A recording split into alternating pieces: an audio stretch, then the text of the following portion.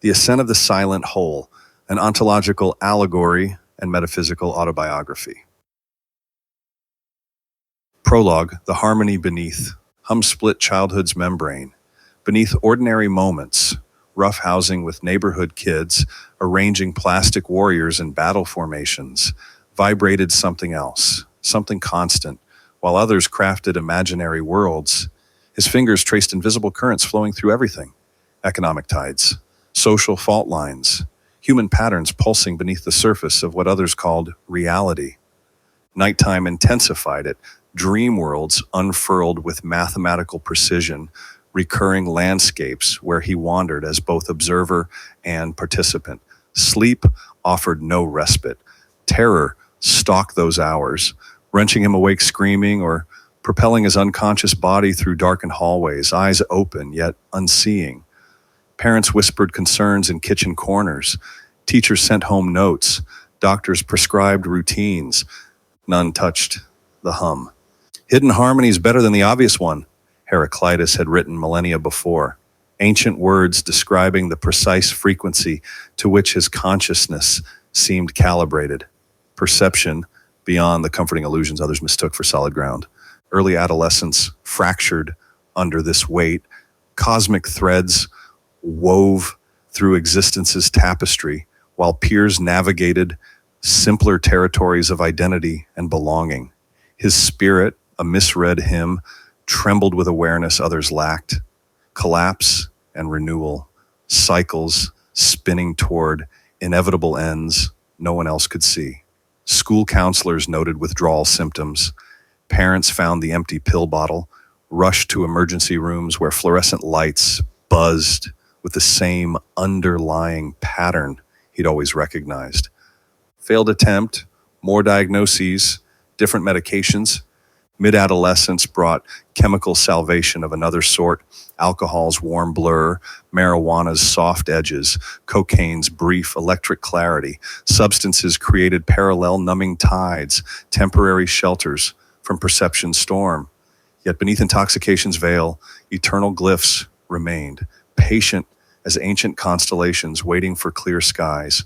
Medications stacked on shelves, morning pills, evening pills, pills that muted terror, but also wonder, pills transforming him into a hollow witness to his own existence, systems of control dispensed in amber bottles, chemical barriers between consciousness and whatever lay beyond its borders. Years passed this way, medicated days punctuated by self-medicated nights. Psychedelics occasionally ripped holes in this carefully constructed dam, flooding his awareness with everything he'd tried to hold at bay. Adulthood arrived without ceremony. Visions intensified despite pharmaceutical walls. Interconnected systems revealed themselves with merciless clarity. Economic structures balanced on impossible foundations. Social orders maintaining precarious equilibrium, human civilizations repeating ancient patterns, building toward inevitable collapse before renewal could begin.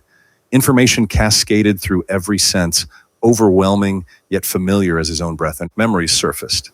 Childhood's first awareness of the hum, adolescence's desperate attempts to silence it, countless therapists attempting to categorize what could not be contained. Society had declared him broken, disordered, requiring correction or containment. Perhaps his poverty was not lack, but receptivity, an emptiness filled with perception beyond ordinary limits. Somewhere on a distant hillside, words had once floated over confused disciples. Blessed are the poor in spirit, for theirs is the kingdom of heaven. His emptiness suddenly reframed not as deficiency, but potential. Vessel hollowed precisely to hold what others could not bear to see. Spring afternoon, rain tapping window glass, decision crystallized in sudden clarity, pharmaceutical bottles emptied into toilet water, white tablets dissolving into spirals, alcohol poured down kitchen sink, cannabis flushed away, final tabs of acid torn to confetti. Conscious choice to experience unfiltered reality with all its terror and beauty intact. Day by day, senses recalibrated. Morning sunlight acquired almost unbearable intensity. Conversations revealed currents beneath words. Fear, longing, hopes tangled beneath casual exchanges. News reports became transparent fictions layered over deeper patterns of power and collapse. Society still claimed brokenness. Doctors warned of consequences. Family withdrew in confusion or concern. Yet for the first time, acceptance replaced resistance. Perhaps he was merely tuned to different frequencies, receiving broadcasts others couldn't perceive. Hum returned fully then, no longer frightening, but familiar as his own heartbeat. Invitation rather than invasion, guide rather than tormentor. Cosmic thread connecting him to existence's fabric, leading toward territories unmapped by ordinary consciousness. Where it would ultimately lead remained unclear. Abyss or revelation awaited at journey's end. Standing at this threshold, he faced the unknown vibration that had always defined him, finally understanding it not as curse but as call. Part 1. Fracture. Chapter 1. Hum in the dust. Slumping low over the desert mountain, the sun cast a tired gold across dust and stone. His trail runners crunched gravel, each snap a jab from the earth. The path twisted upward, scrub and slumped rocks framing a peak that stood silent, daring him to unravel its riddle. Sweat traced his temple, vanishing into a scruffy beard. 40 years marked his face, not in lines, but in a quiet, watchful gaze. He adjusted his pack, water sloshing against his back. A familiar weight, unlike the city's sirens and screens he'd ditched at dawn. Eyes squinting at the sprawl, cactus spines glinting, air dry and harsh. Fractured, every piece stood alone, mirroring visions that once ripped through his skull, futures sharp and uninvited. Doctors called it sickness, shoved pills his way. He saw it as a hum to chase. Years back, he'd tossed the meds after another failed exit attempt, more than once, more than twice, each time clawing back from a dark he'd courted. He shouldn't be here. Yet the hum buzzed in the dust, a thread he'd tracked through hikes and glitchy bass lines. The mountain hummed too, mocking his ragged breath. All things are full of gods, Plato whispered in his head. The dust didn't look holy, just restless. Still, it clicked. Every shard pulsed with the rest, a sprawl he'd joined by outlasting the shadows. He breathed deep, sage stinging his lungs. The trail bit back, a rhythm he'd felt since the dark loosened its grip. The peak loomed hazy ahead. He stepped on, gravel snapping, a quiet win over a void that couldn't keep him. Gravel spoke beneath each step, a language of resistance, persistence. Childhood teachers had marked him disruptive, inattentive, wrong. School corridors once stretched like this path, impossible, mocking. Now, Scrublin whispered vindication. 40 years earned through refusal to dissolve, nearly a decade sober, climbing away from bottles that promised oblivion but delivered only fragmentation. Dust rose, settled on sweat-damp skin. Particles clung like memories, each a small universe containing multitudes. Breathing hurt, everything worthwhile hurt. Pain meant presence, meant survival, meant he defied those clinical predictions scrawled in manila folders. Multiple attempts to exit existence, each a dialogue with nothingness, each ending in stubborn return. Sunlight fractured against a distant peak. Some called this a wasteland. He understood better, recognized the austere discipline of things that refuse to perish. Cactus spines penetrated sky, geometric proof of adaptation. The kingdom of God is in your midst, not in cathedrals, but here in ruthless beauty that persisted without permission or praise. Shadows lengthened, time stretched, contracted. His heartbeat, steady now after years of chaos, matched the mountain's patient pulse. Hiking became meditation, became survival, became worship. The distinction between these states, artificial, a societal construct. Like the boundaries psychiatrists drew around his consciousness. Water sloshed against his back, diminishing resource, finite promise. Nearly 9 years since his last drink. One day at a time, one step at a time, one breath. Halfway up this slope, breath came hard, reminded him how fragile this arrangement remained. 40 years inhabited, each day improvised, undeserved. Scrub brush clawed from parched earth, stubborn botanicals refusing surrender. Childhood classroom corners once held him likewise, body still, while mind scattered through cosmic distances. Teachers complained, cannot focus, disrupts others, lives elsewhere. They never asked where elsewhere might be, what wisdom might dwell there, what hums might resonate in a child's skull that textbooks couldn't capture. Wind carried dust, eons of pulverized existence. His footfalls added negligible disruption to ancient arrangements. Geological time made his struggles microscopic, yet the mountain received his weight, acknowledged his presence through resistance. Path steepened, lungs burned.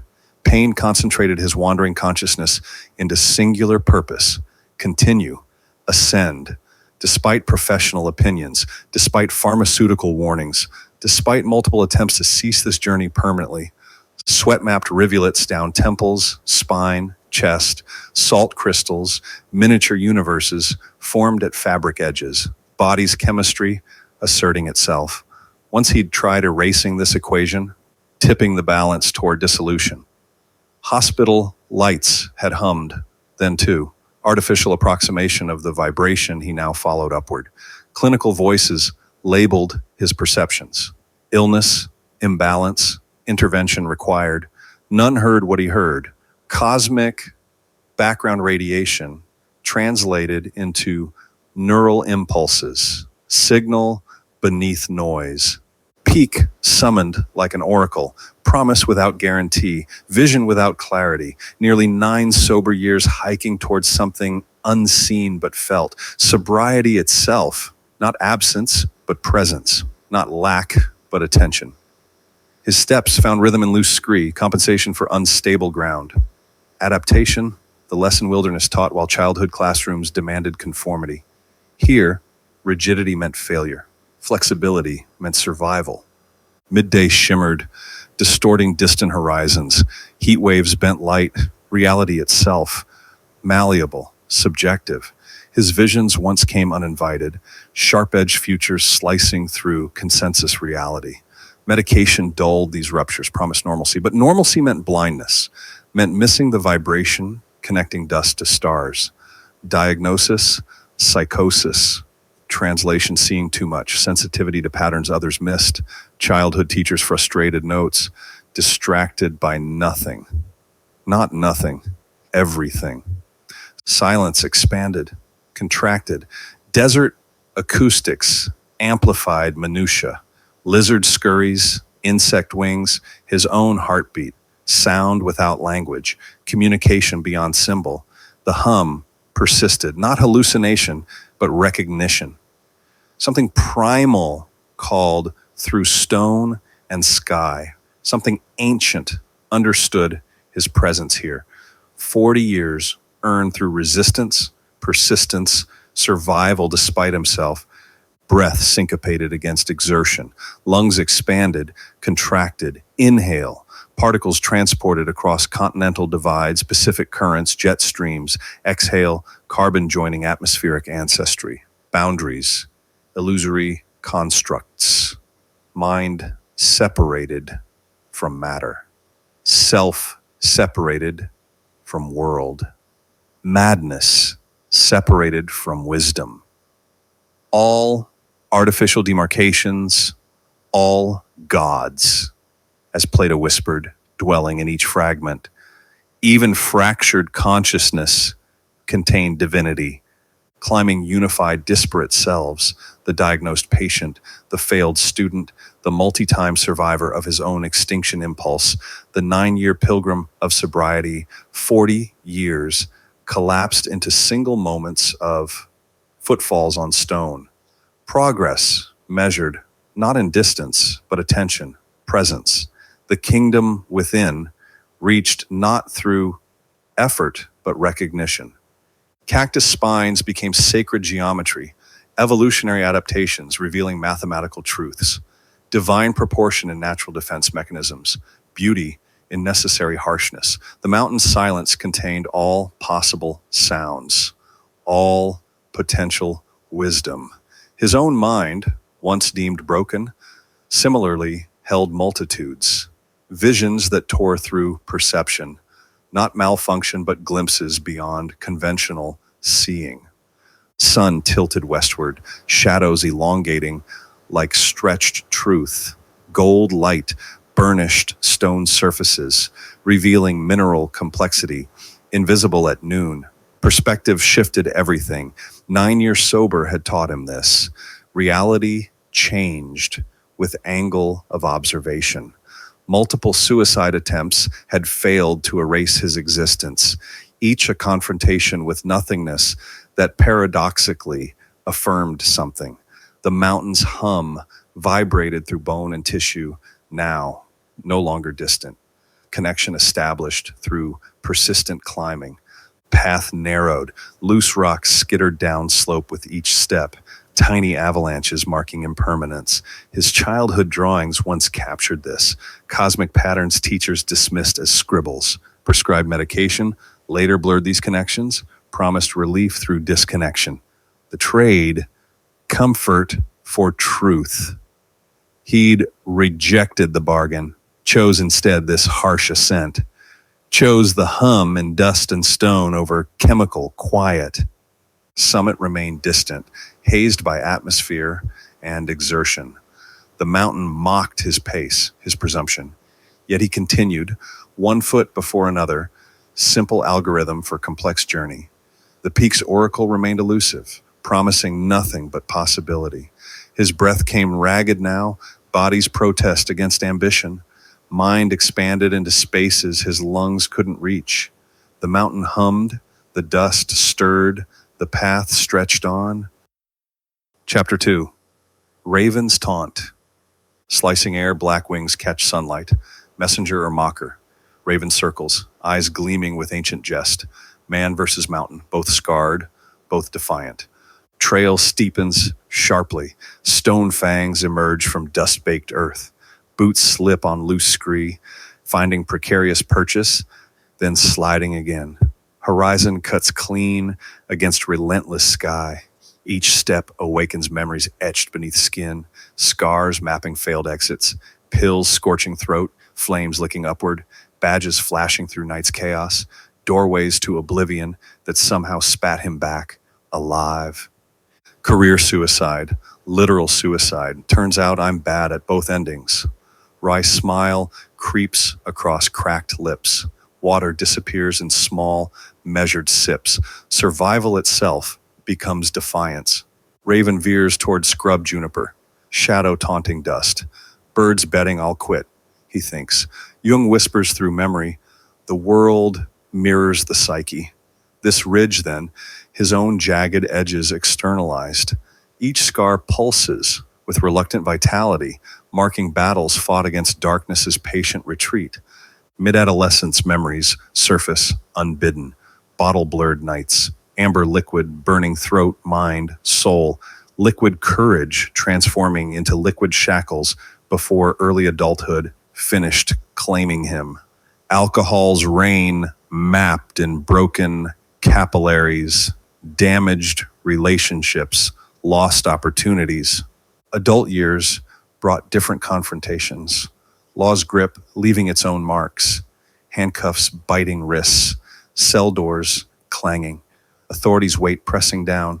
Another force he couldn't quite succumb to. Futures hum louder than abandoned sales pitches. Stronger than paths discarded for wilderness and rhythm. Something in the climb speaks truth, where words fail. Raven watches, unblinking witness. Sign or just a bird? Distinction blurs. Everything, part of life's sprawling defiance. Mountain mirrors man, daring shadows to try again. Exhaled breath puffs visibly despite heat. Ridge shares that breath, claims it. Edge secured since darkness faltered in its last attempt. Distant peak taunts, promises, beckons. Movement continues, each footfall a wager won against void's patient hunger. Circling back, Raven lands on withered juniper nearby. Obsidian eyes reflect consciousness untethered from human concerns. Something ancient communicates across species barriers. Recognition sparks. This winged creature, neither imprisoned by past nor anxious about future. Present moment sufficient for its needs. Words surface from childhood scriptural memory. Consider the ravens. They neither sow nor reap, yet God feeds them. Wisdom in these feathers. This creature living fully in immediate reality. No regrets haunt its flight. No anxieties clip its wings. Freedom manifests in simple existence. Harsh croak erupts, deliberate. Wings unfold, launching bird back into azure depths. Message lingers without words. Perspective requires altitude. Patterns invisible from ground level reveal themselves from above. Liberation possible through the very sensitivity that torments. Ridge continues, indifferent to revelation or struggle. Boots find purchase, slide, recover. Sun beats down, water level drops. Raven disappears against sky, reappears against stone, vanishes again. Present becomes all that matters. This breath, this step, this moment's survival. Movement becomes meditation. Past alcohol-soaked memories fade against immediate demands. Law's confrontations lose importance against mountain's greater authority. Scars remain but speak differently now. Not of endings failed, but continuance earned. Not weakness, but stubborn persistence. Raven's flight path cuts significance across empty space. Mathematics of existence expressed through wing angles and air currents. No sowing, no reaping, no worry, simply being. Ridge narrows, exposure increases. Drop-offs frame each side like consequences. One misstep invites gravity's judgment. Focus sharpens necessarily. Mind quiets. Under survival's discipline. Philosophical musings retreat before immediate demands. Boots grip stone. Hands find purchase. Breath measures effort. Heart pounds rhythm against ribs. Blood carries oxygen to straining muscles. Simple animal truths displace complex human fictions. Raven returns, closer this time. Wings nearly brush his shoulder before banking away. Challenge or companionship, mockery or solidarity. Questions without answers, yet somehow answered through their asking. Jung's mirror reflects both ways. Psyche shapes perception, world shapes psyche. Ridge becomes teacher, Raven becomes guide, man becomes student of both, apprentice to existence itself. Learning continues, despite resistance, perhaps because of it. Sunlight catches Raven's wing edge, transforms black feathers into iridescent possibility. For one breath, darkness itself becomes luminous. Then angle changes, light shifts, normal perception returns. Summit waits, indifferent to arrival or abandonment. Destination matters less than journey toward it. Progress measures not in distance covered, but awareness gained. Raven disappears finally. Present becomes solitary again. Man and mountain remain, locked in conversation without words. Ridge continues its argument of stone and space. Boots respond with steady rhythm against resistance. Somewhere ahead, unseen, Raven lands, waits, watches. Next lesson prepares itself in feathers and sharp eyes. Whether reached or not matters less than its existence as possibility. Man climbs on toward uncertainty's promise. Each step reclaims territory from void's patient hunger. Each breath defies darkness's gentle invitation. Each heartbeat drums victory against surrender's seductive whisper. Ridge narrows further. Path becomes more direct, more demanding, more honest. No sidesteps possible now. Forward or back, only options remaining. Horizon spreads wider with each elevation gained. Perspective shifts with altitude. Past's grip loosens slightly. Future's anxiety recedes marginally. Present expands, encompassing more reality with each step upward. Raven's absence speaks as loudly as its presence. Message delivered, messenger departs. Student continues learning without teacher's oversight. Lesson repeats in silence, in struggle, in continuance, despite all. Ridge becomes all that matters. This step, this breath, this moment's defiance against endings too easily embraced. Path narrows toward what answer waits ahead, unseen, unchanged, whether discovered or not. Man climbs on, scarred but standing, broken but moving, past haunted but present focused, Raven taught but self-directed. Ridge continues its ancient argument against sky. Man joins conversation, adding heartbeat's rhythm to stone's patient silence. Somewhere ahead, Raven waits, or doesn't. Either way, climb continues. Chapter 3. Dust's Lesson. Trail roughened dramatically. Dust swirled under merciless sun, hell-bent on scorching everything into submission. Grit whipped into his eyes, mountain testing resolve, testing spine. Bass thumped in his skull, glitchy, heavy, rhythms he'd crafted alone. When reality pressed too hard, when walls closed in on 3 separate cell blocks across 3 state lines. Those sounds, his autodidact salvation, patterns arranged and rearranged until they spoke truths no guard could confiscate. Chaos hummed beneath every step, not madness anymore, just a thread tying sprawl together, binding past to present, years spent synthesizing sounds, arranging them rhythmically, creative patterns emerging from noise. Similar patterns now emerged from dust. His fingers twitched, muscle memory recalling how he'd once mixed tracks, how he'd once rolled joints. Addiction's span, weed's dominance, stretched across the same timeline as his musical evolution. Both offered escape, both threatened to consume. Spinoza settled into his thoughts. All is one substance. Dust choking his lungs argued against unity, particles distinct and hostile. Yet paradox held, every swirl, every breath part of a whole he'd bet his life on. Every synth wave, every bass, drop, every high, every stone cell. One substance expressing itself in infinite ways. Once sharp-edged certainty, everything is everything, now quieter. Truth embedded in mountain sprawl, mirror his fractures couldn't break.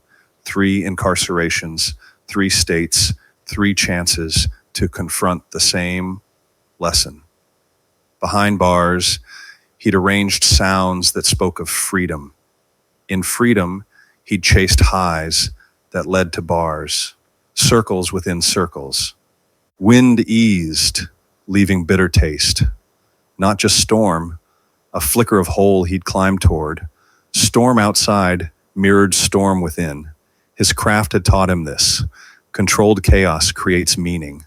Every track he'd produced contained precisely calibrated tension, release, chaos, order, genesis from noise, pattern from randomness. Peak stood smug in haze. Pressed on, he did. This dust his to face, shard of sprawl he'd outlasted. Addiction's grip loosened with each step upward, though memory of its dominance remained. Synesthetic connection between bass pulses and withdrawals shakes, both rhythms mastered through suffering. Dust particles danced in chaotic spirals, forming temporary patterns, order emerging from apparent randomness. Production booth and prison cell had taught similar lessons. Isolation breeds clarity. Within confinement, whether chosen or imposed, he'd learned to hear underlying rhythms connecting seemingly discrete elements. recalled Jesus' words echoing across mountain. Unless a grain of wheat falls into earth and dies, it remains alone. If it dies, bears much fruit. Death as prerequisite for rebirth. Track needed silence before drop. Addict needed bottom before recovery. 3 cells across 3 states, each a tomb from which something new emerged. His fractured consciousness recorded and remixed these deaths, these rebirths, audio engineering principles applied to metaphysical quandaries, isolation of frequencies, removal of noise, enhancement of signal. His mind worked similarly now, filtering out irrelevant, amplifying essential. Mountain taught what prison walls had started. Boundaries clarify. Limitations foster creativity. Constraints reveal possibility. Bass thumped louder as wind intensified again. Storm's second wave, rhythmic in its intensification, layered over memory of tracks crafted in darkened rooms, plants growing under artificial lights, bars casting linear shadows across concrete floors, patterns within patterns, lives within lives. Fractured consciousness mirrored quantum reality, neither wholly particle nor wave, shifting between states. Psychiatric establishments had tried collapsing his wave function into diagnosable category. Mountain knew better. Here, he existed in superposition, simultaneously broken and whole. Dust swirled thicker, visibility reduced to arm's length, yet somehow clearer now than in brightest sunshine. Paradox of illumination through obscurity, similar to revelations achieved through mind-altering substances, through sound-altering techniques. Weed's dominance had once seemed pathway to insight, until pathway became prison itself. Real transcendence required facing storm, not escaping it. Music production had taught patience with process. Sound waves manipulated, arranged, controlled, yet alive with potential beyond conscious intention. Genesis from chaos, creation from void, each track a universe with its own physical laws, emotional resonance. Now he applied same principles to self, arranging fragments into coherent whole without denying fractures. Spinoza's proposition hummed beneath conscious thought. All things expressions of single substance. Bassline, a temporary manifestation of universal vibration.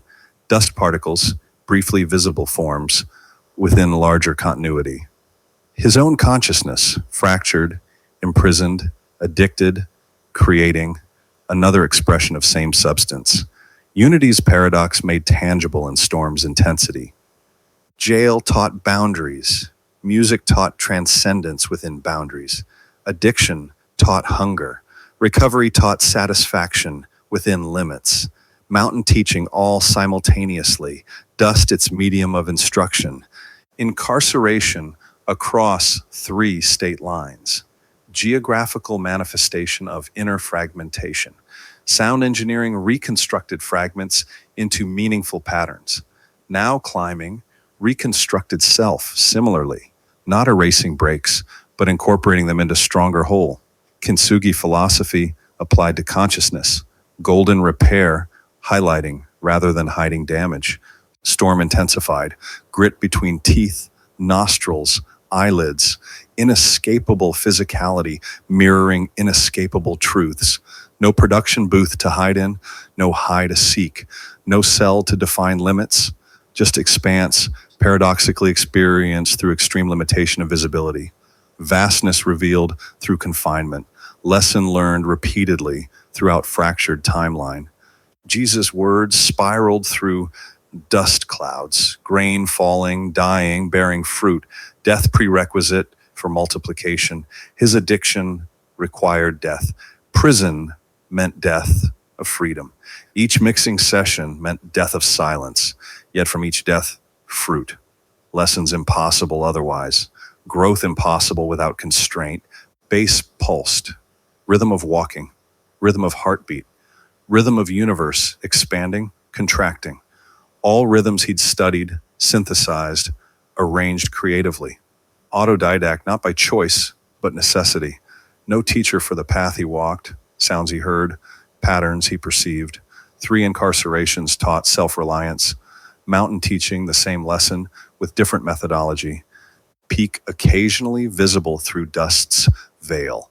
Destination simultaneously present and obscured. Quantum uncertainty in macroscopic form. Addiction had functioned similarly. Goal of transcendence visible yet consistently obscured by means pursued. Creation offered a clearer path, yet required discipline addiction undermined. Circular trap broken only through linear ascent of mountain. Storm began subsiding, particles settling, temporary respite or permanent clearing. Uncertainty, a vital component of experience. No producer could predict exactly how an audience would receive a track. No addict could predict exactly when substance would turn from ally to enemy. No prisoner could predict exactly when release would come. Mountain offered no certainties either, only continuation of path. Fractured timeline, reassembling, not into seamless whole, but functional mosaic. Audio engineering experience provided framework. Separate tracks combined, not by erasing differences, but by harmonizing them. Bass, rhythm, melody, effects, distinct yet unified. Similarly, his divided self, creator, addict, prisoner, seeker, finding harmony without homogeneity. Spinoza's substance, limitless, self-causing, indivisible, manifest in limited, effect-bound, fractured dust particles surrounding him, manifest in his own limited, effect-bound, fractured consciousness. Paradox, not to be resolved, but embraced. Universal rhythm, playing through particular instruments. His unique arrangements, merely variations on eternal theme. Jesus' seed, dying to bear fruit, echoed through dust's settling. Process not complete, death ongoing, birth ongoing, 3 incarcerations, 3 deaths, 3 rebirths. Music produced from each cycle different. Consciousness emerging from each cycle different. Integration rather than repetition. Spiral rather than circle. Peak clearer now, though storm not fully past. Destination not endpoint, but continuation of process. Mountain neither beginning nor end, merely visible manifestation of invisible principle. Like baseline making intangible rhythm tangible. Like prison walls making intangible constraints tangible. Like addiction making intangible hunger tangible. Dust settled on skin, clothing, hair, carried forward now, incorporated, once opponent, now component, synthesis defining his approach to music, to recovery, to integration, taking seemingly disparate elements, arranging them into meaningful patterns, genesis from chaos, order from randomness, wholeness from fracture. Storm passed, but hum remained, quieter now, subtle sting rather than overwhelming roar, bass line fading, but rhythm continuing, peak visible, attainable, yet somehow still distant, path continuing upward, dust lesson absorbed but not concluded, mountains teaching ongoing, sprawl's pattern emerging gradually, unity revealing itself through multiplicity, one substance, one wheat grain, one fractured consciousness climbing toward integration. Chapter 4, Epistemology of Stone. Night fell. Not gradually, but suddenly, a curtain dropped by unseen hands. He made camp on narrow ledge bone, valley dissolving beneath. Darkness, punctuated by distant lights like psychiatric ward windows viewed from outside. Stars emerged overhead, not romantic pinpricks, but ancient radiation, finally reaching retinas, cocaine once dilated to painful awareness. Photonic messages from past arriving in present, carriers of truth across void space, untethered by time. Time bends here, compresses, expands, cosmic accordion played by hands that once trembled through withdrawal in sterile rooms where nurses charted his return to socially acceptable consciousness. Mountain stone beneath doesn't judge this history, merely supports weight, offers temporary harbor. Heidegger's concept of Dasein, being in the world, acquired visceral meaning through powder-sharp memories crystallizing on this mountain face. Existence not separate from stone beneath or air-filling lungs. Fundamentally, a being whose essence defined by relations. Mountain doesn't exist for him as modern consumer capitalism would frame it. Recreational resource, challenge to be conquered, escape from white walls and medication schedules. Nor does he exist for it, insignificant biological visitor, temporary perturbation. Rather, they co-constitute temporary system of meaning, each revealing aspects of other through interaction, much as cocaine once revealed aspects of mind normally hidden, though artificial illumination proved costly. Unwrapping jerky, chewing slowly, transfer of energy from dead tissue to living links him to thermodynamic laws, governing stars and microbes alike. Second law ordained increasing entropy, yet life temporarily reverses flow, creating islands of order in chaos sea. Consciousness, improbable island forged through evolutionary time, fragile enough to fracture under chemical assaults, or psychedelic revelations powerful enough to necessitate institutional care. Meat between teeth reminds of hospital food, texture different, but same essential purpose. Sustenance, continuation. Body demands fuel, regardless of setting. Stone beneath offers different lessons than padded rooms, yet both contain truths about limitations, boundaries, existence. Rabbi from Nazareth understood paradoxical relationship between death and life, dissolution and renewal. This is my body, broken for you, echoes through dried meat transformation, death into life, matter cycling through forms, energy neither created nor destroyed, but transformed, metabolized, made new. Words once heard through psychedelic haze now carry weight of stone, grounded in physical reality rather than chemical transcendence. Stars above, countless suns burning hydrogen into helium, mirroring smaller transformations within brain cells. Synaptic fires diminished by antipsychotics, then gradually relit under proper care. Mountain silence offers space to listen to internal cacophony without chemical enhancement or dampening. Natural rhythms reassert themselves when artificial ones fade. Sleep comes fragmented. Dreams merge with starlight through eyelids too thin to block celestial radiation.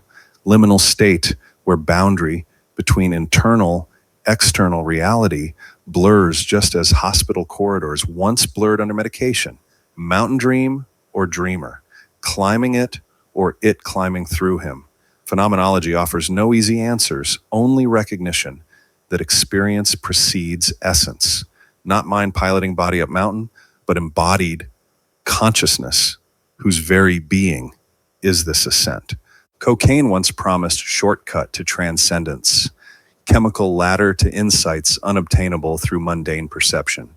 Delivered instead, fractured perception, hospital bracelet, concerned faces. Stone offers slower path, patient teacher, requires full attention rather than chemically enhanced focus that burns too bright, consumes too quickly.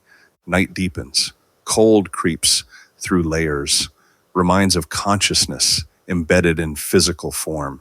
No escaping embodiment except through sleep or death. Psychiatric units taught this lesson through enforced routine.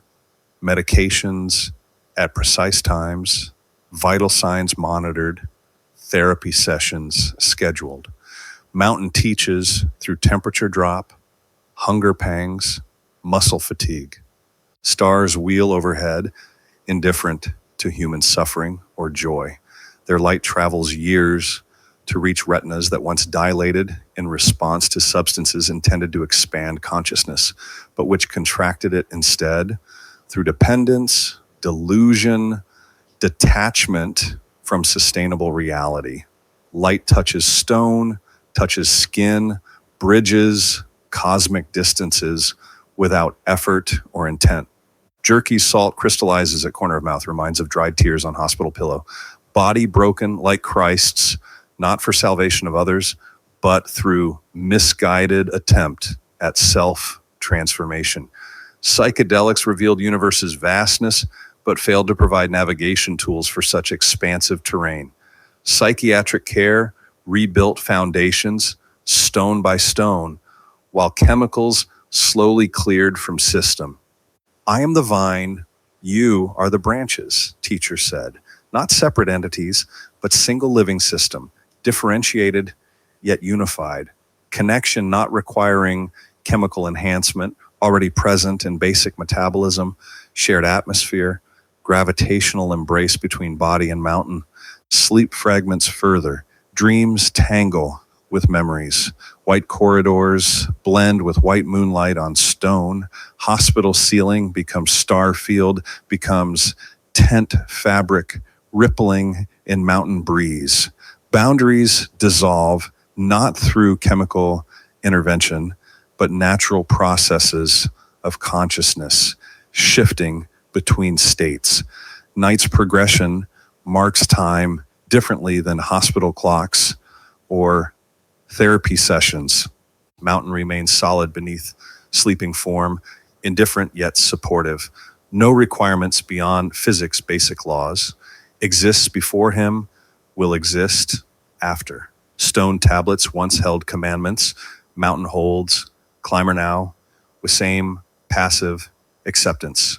Contains no judgment about past choices, offers no forgiveness or condemnation.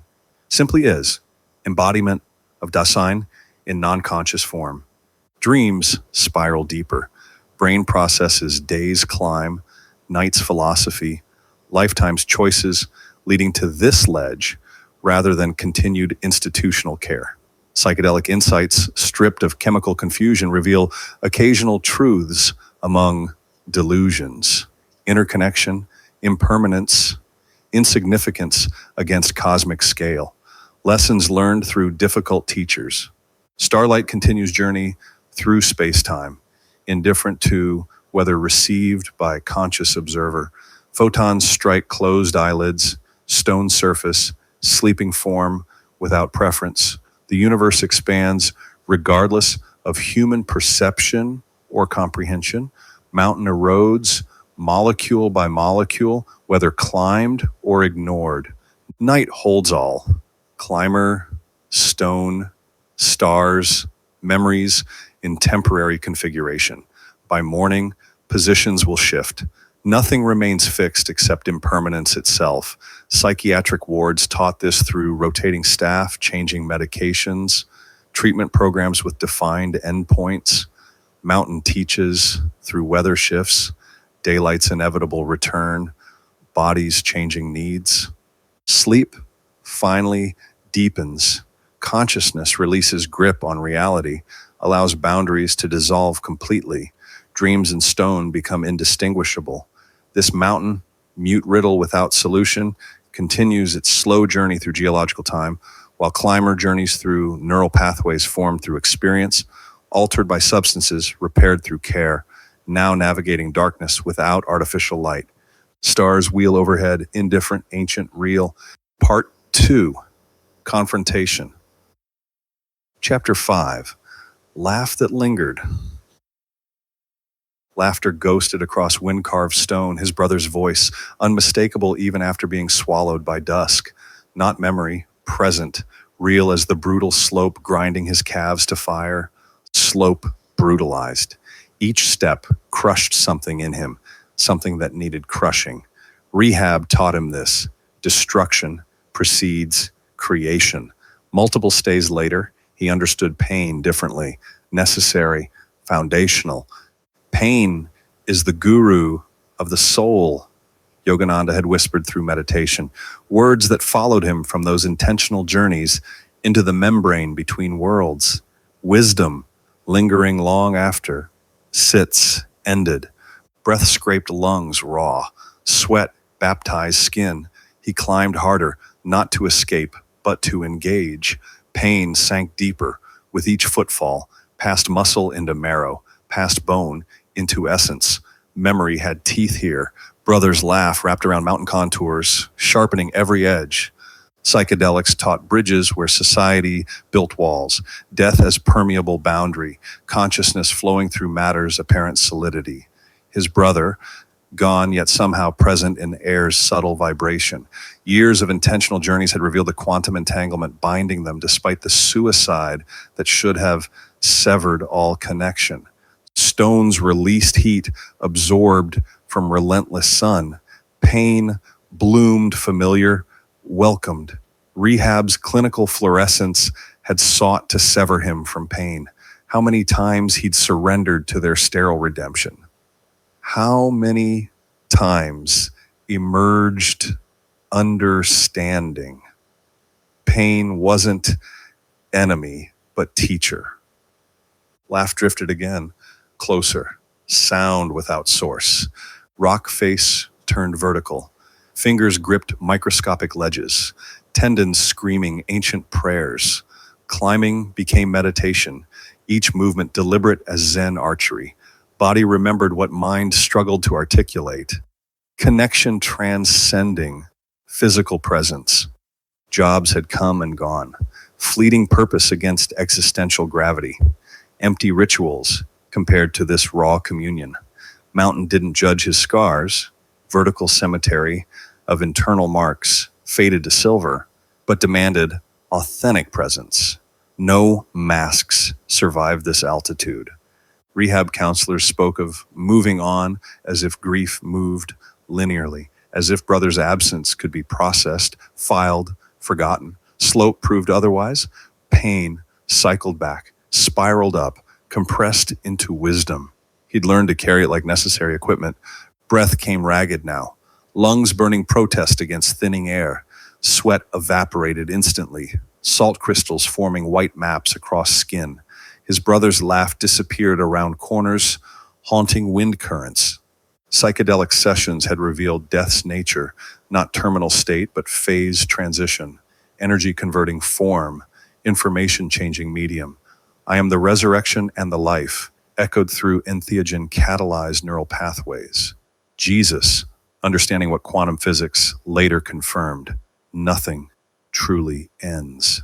Pain lingered, constant companion since dusk swallowed brother's light, not diminishing but transforming, like radiation's half-life. Presence measured in geological time.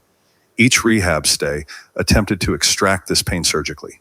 Each failed, not understanding its essential nature. Laugh carried again on thermal updraft, molecular memory, or genuine presence. Distinction blurred at this altitude. Muscles trembled, limits approached. Something ancient awakened with each excruciating step. Evolution compressed into moments. Adaptation or surrender, the only options. Pain transcended physical, became metaphysical tether, binding him to existence itself. Slope refused mercy. Stones shifted treacherously underfoot, demanding constant recalibration, like navigating consciousness after psychedelics revealed reality's malleability, like rebuilding identity after rehab's institutional scrubbing, like continuing breath after brother disappeared into dusk's embrace. Wind carved invisible geography between summit and valley, carried fragments, molecular ghosts, his brother's laugh embedded in air currents, preserved like insect in amber. Not hallucination, but perception beyond conventional senses, honed through intentional psychedelic exploration. Chest strained against insufficient oxygen, heart hammered warning signals, body calculating remaining resources against distance to peak. Mathematics of survival stripped to essential equations. Grief had calcified around his organs after brother vanished into self-destruction's horizon. Rehab addressed symptoms while ignoring architecture. Only in meditative states did he glimpse grief's true nature, not foreign body, but evolutionary adaptation. Pain as navigation system through existence without brother's physical presence. Slope steepened impossibly. Gravity became deliberate adversary, personal in its opposition. Each step required negotiation with physics itself, compromise between will and natural law. Laugh lingered longer this time, acoustics defying logic, wrapping around stone contours like water seeking lowest point. Sound shouldn't travel upward against prevailing winds. Yet it found him, precise as guided missile. Pain sank deeper, past individual memory into collective remembrance. Body recognized ancient patterns, loss, survival, transformation, cellular wisdom predating human consciousness. Rehab had sought to numb this essential communication channel, not understanding pain translated experience into meaning. Psychedelics had revealed the arbitrary boundaries between material and immaterial. His brother, physically absent, yet somehow present in consciousness. Quantum entanglement suggested particles, once connected, remained so regardless of distance. Consciousness perhaps following similar principles. Death as illusory boundary. Peak edged closer, shadow cutting sky's dome. Not redemption, but continuation. No epiphany waited at summit, only different perspective on the same essential questions. Altitude changed nothing but viewing angle. Slope relented slightly, brief plateau offering momentary respite. Breath slowly regulated, oxygen debt partially repaid. Muscles trembling with gratitude for temporary mercy. Pain remained his guide, not enemy, but companion navigating this progression between memory and presence, between ground and sky, between separation and connection. Each step confirmed existence. Each ache mapped relationship between consciousness and matter. Wind carried nothing now. Laugh faded into silence, more profound than its brief resurrection. Yet something remained. Vibration lingering after sound ceased. Quantum echo of connection transcending conventional boundaries. He climbed on, step by step toward shadow-veiled peak, not to escape, but to engage, not to forget, but to remember differently, not to transcend pain, but to transform it. Climb continued inconclusive as grief itself. Part 2, Confrontation. Chapter 5, Laugh that lingered. Laughter ghosted across wind-carved stone, his brother's voice, unmistakable even after being swallowed by dusk. Not memory, present, real as the brutal slope grinding his calves to fire. Slope brutalized. Each step crushed something in him, something that needed crushing. Rehab taught him this. Destruction precedes creation. Multiple stays later, he understood pain differently, necessary, foundational. Pain is the guru of the soul, Yogananda had whispered through meditation, words that followed him from those intentional journeys into the membrane between worlds. Wisdom, lingering long after, sits, ended. Breath scraped lungs raw, sweat baptized skin. He climbed harder, not to escape, but to engage. Pain sank deeper with each footfall, past muscle into marrow, past bone into essence. Memory had teeth here. Brother's laugh wrapped around mountain contours, sharpening every edge.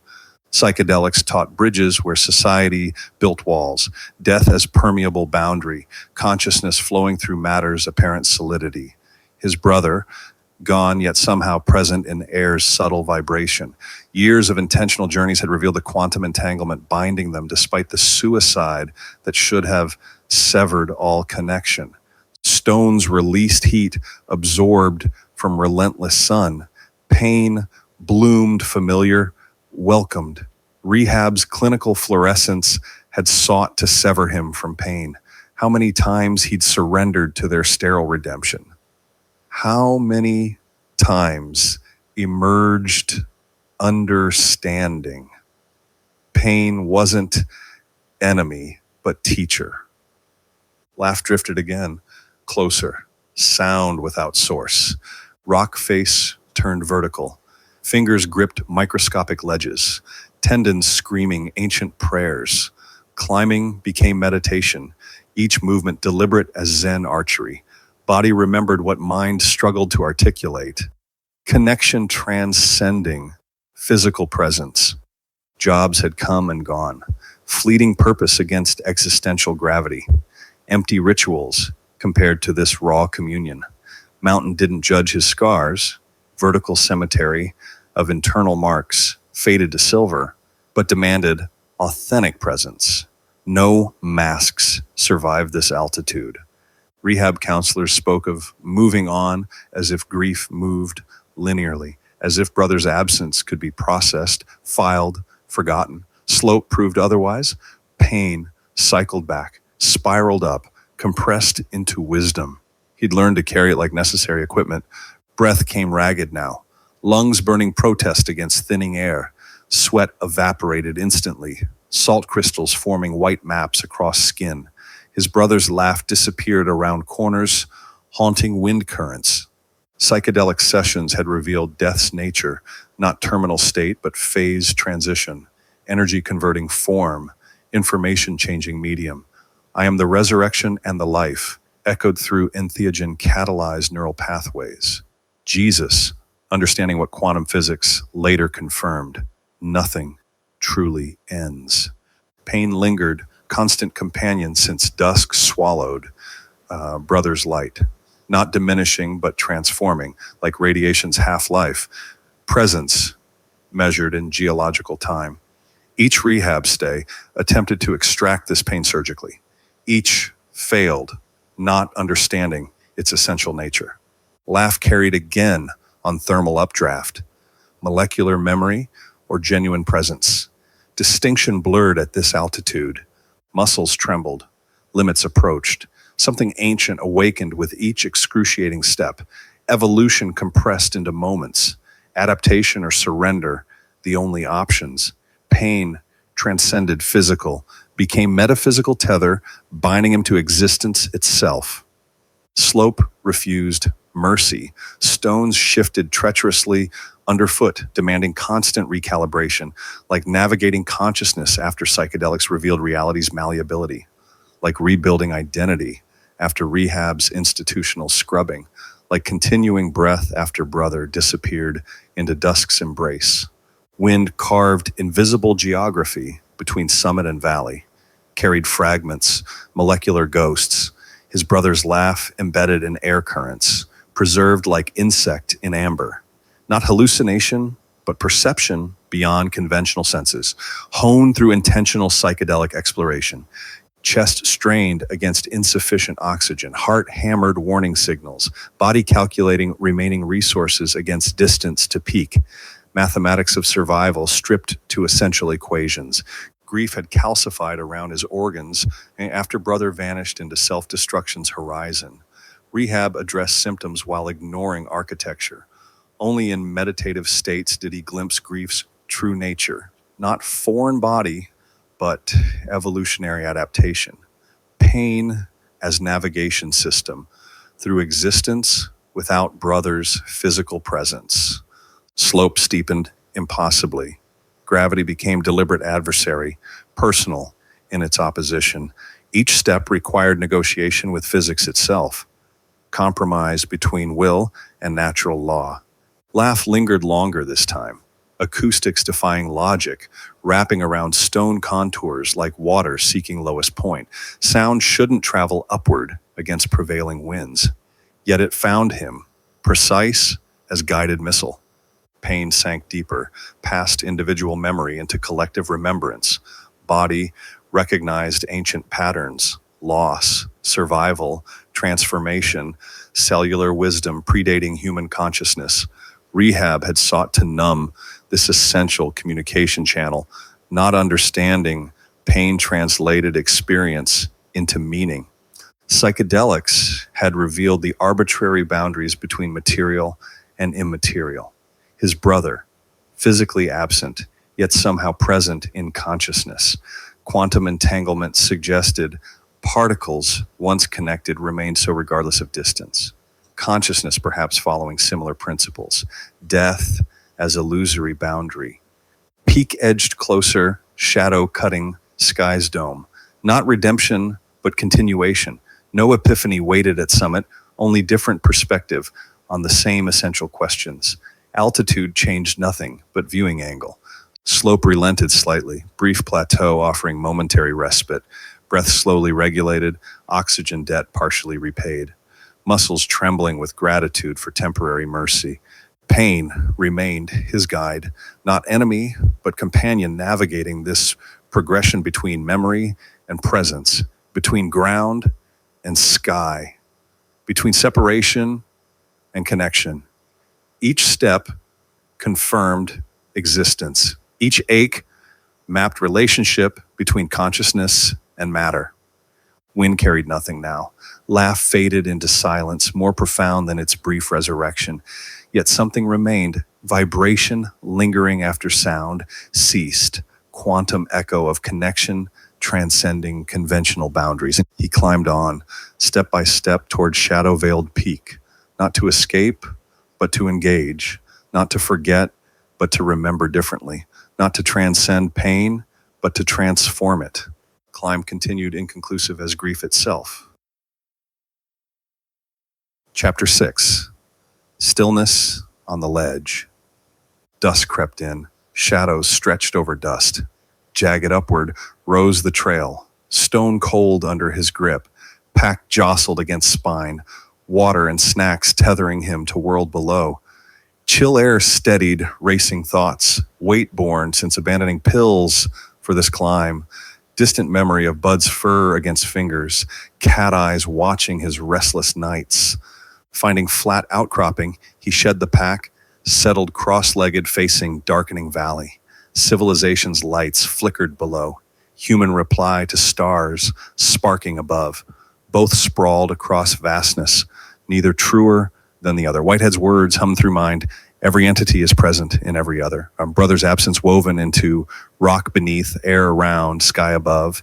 If all existence intertwined, nothing truly slipped away, not even hurt. He'd felt this truth in beats he mixed, breaths he held too long, proof embedded in every scar and weary step. Kriya deepened, breath slowing to measured rhythm. Mountains chill became tangible presence against skin. Years ago, he ditched fluorescent desks when inner hum outgrew corporate grind, choosing trails over pitches, summits over submissions. Mountain mirrored his fractured self, pulsing through rock, through chill, through sprawling landscape he'd claimed since darkness faded. Fog formed with each exhale, sharp against gathering night. Not his breath alone, but stones too, shared communion with what was, what remained. Meditation connected him to traditions, recognizing consciousness as primary, not derivative. Antidote to reductionism that claimed mind merely emerged from brain matter. Ancient wisdom understood what quantum pioneers like Planck later affirmed. Consciousness, fundamental, matter, merely derivative. Pills had dulled this knowing, blurred edges between self and void. Without them, clarity cut sharp as ledge beneath him, pray without ceasing. Phrase echoed like mantra, paralleling yogic discipline of constant awareness, breath becoming prayer, attention becoming worship, existence becoming communion, not escape, but engagement, disciplined encounter with reality, undistorted by conceptual filters. As breath slowed further, boundaries between self and environment softened. Cartesian divisions revealed themselves as convenient fictions rather than truth. Still point crystallized understanding. Form is emptiness. Emptiness is form. Mountain existed, yet remained impermanent, contingent, devoid of inherent existence. So too his own identity, collection of memories, urges, patterns called self, both real and unreal, substantive and empty. Previous despair had been founded on fundamental error, belief that ending self would end suffering. But if no permanent self existed to begin with, what exactly had he tried to eliminate those nights? Path to wholeness lay not through self-preservation but surrender, not through clutching identity but releasing it into greater whole. Advanced practices had taught him this. Ledge beneath became shrine to being itself, each breath a meditative thread weaving through fabric of existence. Chill air mirrored clarity, post pills, reminiscent of Bud's unflinching gaze. Peak neared, trail twisting higher through darkness. He moved on, boots grinding against stone path. This grip was his, earned through persistent practice, presence, breath laced through rock, fog dissipating into night. Incomplete journey continued upward, no destination but this moment, this step, this inhale.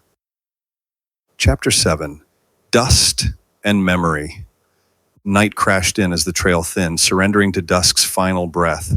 Stars flared sharp against blackness, witness to his solitary ascent. Beard itched beneath his fingers, accumulated dust and dried sweat forming a second skin. Memory flashed, office desks, sales quotas, car lots with their garish pennants flapping, jobs abandoned one after another, chasing something unnamed across empty paychecks. Below, city sprawl pulsed with artificial light, each heartbeat diminishing as elevation claimed him. Stone shifted beneath his runner, treacherous in twilight's retreat. Pain bloomed instantly, a clean slice across his palm where sharp edge met flesh. Blood welled, bright crimson against pale dust. Sacrifice, unintended, yet somehow necessary. Words surfaced from books he'd read. Become who you are, Nietzsche's challenge echoing in wilderness. Fled from convention or found in solitude. Questions without simple answers. Scratching his beard, dust fell free like memories shed. Stars cut hard lines to stone, stone-shaped steps, all vibrating with purpose, alive with a hole he'd sensed since corporate grind lost its gravitational pull. Traded press suits for trail dirt, air conditioning for mountain winds, fair swap by any measure. Blood mixing with dust enacted ancient alchemy. Vital fluid meeting elemental earth, creating something neither could alone. His writing hand now marked, each drop an ink more honest than any he'd used to fill notebooks during sobriety. Nearly a decade since the bottle released him, since clarity replaced chemical haze. Words came easier now, though selling them proved harder than selling products ever had. Those corporate years had reduced existence to bloodless abstractions, quarterly projections, sales targets, performance metrics. Human experience converted to numerical values, life itself transformed into exchange rates. He'd played that game until it hollowed him, until sobriety revealed its emptiness. Crimson seeping into trail dust recalled other sacrifices, other covenants. This is my blood of the covenant, which is poured out for many, whispered from Sunday school memories, from childhood faith abandoned, then rediscovered in different forms. His minor wound, connecting him to archetypal surrender, willing loss, generating unexpected gain. Former colleagues would see failure in his current state, unwashed, bleeding, laboring physically rather than manipulating symbols in climate-controlled rooms. Success redefined itself with each mile climbed, with each word written under open sky rather than fluorescent panels. Diogenes laughing at Alexander's empire came to mind. True freedom found in simplification rather than accumulation. Pain pulsed with heartbeat, sharp reminders. College abandoned when words mattered more than degrees. Sobriety maintained when clarity outweighed comfort. Careers discarded when authenticity called louder than security. Each choice a stone on this path, building to this night, this moment. Breath formed visible clouds, meeting mountain air in brief communion. Writing had taught him to observe such details, how exhalation revealed itself only against sufficient cold, how blood appeared brightest against palest surfaces. Nearly 10 years sober, had sharpened perception, removed filters that once dulled experience. Each day, without artificial numbness, another step towards some summit, still unclear. Stars burned overhead with cold fire, indifferent, yet somehow intimate. City lights below mirrored them, human approximation of cosmic pattern. Between these twinned illuminations, he climbed, suspended between worlds. Concrete jungles and wilderness, academic knowledge and embodied wisdom, ambition and acceptance. Breath met mountain in rhythmic exchange, a hum forged through years of bass lines and trails, proving existence beyond doubt. Sprawl mirrored him, alive in stars, the quiet he'd climbed into, life remade with each conscious step. Air bit cold against skin, not his alone, but the trails too, shared temperature creating shared experience. Blood dried on his palm, forming topographic map, more valuable than any retirement plan abandoned. Lines unique as fingerprints, unreproducible moment of connection between body and world. Authenticity, purchased with pain. Identity, written in dust. Shadow of peak loomed closer, still distant enough to question whether tonight would see its summit. Uncertainty itself became companion, familiar from years of writing pages, unsure if they'd ever form completed manuscript, from maintaining sobriety one day at a time without guarantee of tomorrow's strength. Climbed onward, this itch now his to claim. Dust-filled beard, blood-marked hand, star-guided trail. No looking back at abandoned desks, discarded degrees, emptied bottles. Forward motion, the only prayer needed. Each step, both question and answer, became who he was becoming. Chapter 8. Visions at Dawn. Rising steep before him, the trail cast his shadow forking odd in moonlight, jagged on dust. Stars blazed, a hum flickering, futures glimpsed, alive in the air. A cactus sagged nearby, drooping like it had given up. Shadow split, knife-edge glyphs, carving meaning into dust. Moonlight transformed ordinary perception into hieroglyphs of consciousness. Gifted intellect always created such fractures, seeing too much, mind splintering possibilities into parallel futures. Visions hummed between stars, not hallucination, perception, difference crucial when others called it broken. His shadow shifted, light on stone, stone in breath. A web followed since the dark stepped aside. Shankara twisted. Self is all. Sprawl or fractured seer. The hum pressed. Visions daring him to pick truth or ruin. Guess I'm the joke. Either way, he stepped on, shadow smoothing, night to air, air to mountain. A pulse carried through every climb. The sprawl mirrored him, alive in dust, stars, the web he'd outlasted. Air bit sharp, not his alone, the dust too, a shared rhythm. Fasting hollowed perception, carved channels where ordinary awareness couldn't reach. 36 hours without food, 18 miles upward, body burning reserves, mind igniting barriers. Hunger became lens, not limitation. Visions seeped through thinned membranes between possibilities. Consciousness bleeding sideways across probability waves. Peak loomed silhouetted against starlight, not destination, threshold. Sentinel cactus twisted skyward despite gravity's constant pull. Like me, he thought, stubborn persistence against forces that demand surrender. Psychiatric labels accumulated over years, psychotic features, delusional thinking, disordered perception, medications dulled edges but darkened centers. Ancient cultures would have recognized the gift. Modern medicine only saw disease. Shamanic sight rebranded as symptom. Visions hummed louder now, crystalline fractals of possibility vibrating between heartbeats. Shadow forked again. 3 paths, 3 futures, 3 interpretations splayed across dust and stone. Quantum superposition made visible through metabolic extremes. Consciousness teetering between states, the way Schrodinger's theoretical cat existed as both neither alive, dead, until observed. Before Abraham was, I am. Words echoing from another tradition, another seer who collapsed time into eternal present. Not grammatical error, but transcendent perception. Linear time as illusion rather than reality. His visions operated on similar principles, consciousness slipping sideways between probability waves, glimpsing multiple timelines simultaneously rather than sequentially. Stones shifted beneath boots, contact grounded momentarily, shadow reunited with form, probabilities collapsing into single observed state, breathing steadied, 3 breaths, 4, 5, reality stabilized briefly around material constants, mountain, sky, body, breath.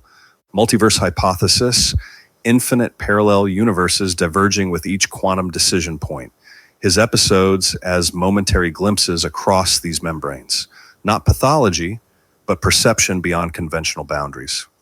Psychiatric establishment had replaced the shaman with the schizophrenic, the seer with the psychotic, medication as method for enforcing consensus reality. Spiritual sensitivity had costs. Permeable boundaries between self and cosmos meant vulnerability to overwhelm. Visions could enlighten or drown. Shamanic initiations worldwide recognized the pattern. The gifted intellect, broken, open, reconstructed with new understanding.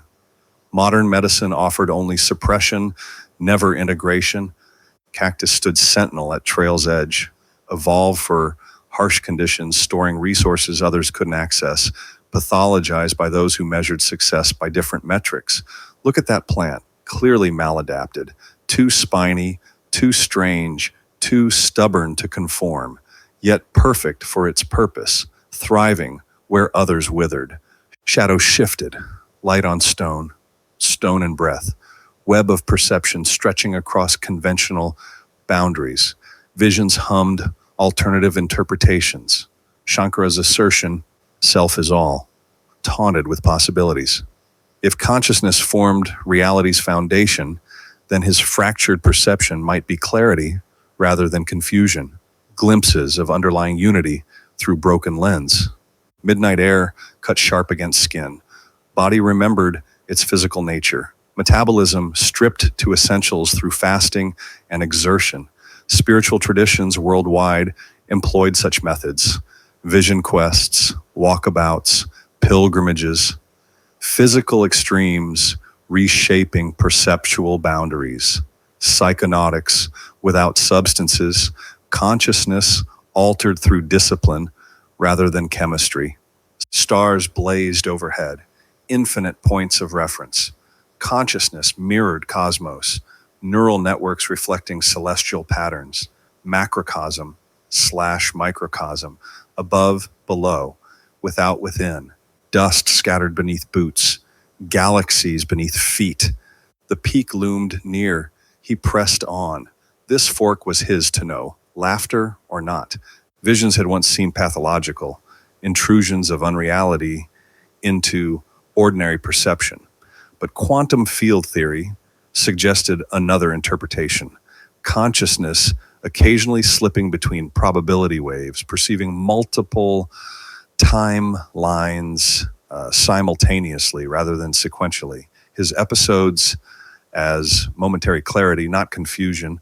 Shadow smoothed as trail leveled slightly, 3 paths converging again into single possibility. For now, until next divergence, perception stabilizing around physical constants, mountain, stars, body, breath. The Nazarene's apocalyptic visions, his perception of kingdoms rising and falling, of cosmic transformation, reflected similar capacity. I tell you the truth. Before Abraham was born, I am. Transcendence of linear temporality. Eternal, present, collapsing, past, and future. Consensus reality as convenient fiction rather than fundamental truth. Psychiatrists had medicated this capacity as delusion, but ancient cultures had revered it as shamanic sight. Indigenous wisdom traditions worldwide recognize certain individuals whose perceptual boundaries were naturally more permeable. Seers who could access non-ordinary states of consciousness and return with knowledge beneficial to the community. Footsteps marked rhythm against stone, breath formed counterpoint, body remembered its animal nature, visions receded slightly, humming at perception's edge rather than center. Balance between worlds, the seer's eternal challenge, not losing ordinary reality while accessing non-ordinary awareness. Shadow forked again, reminding him of quantum superposition, simultaneously gift and curse depending on observer's framework. The mountain observed him differently than psychiatric establishment had, recognized in fractured perception, not malfunction, but heightened sensitivity to underlying patterns.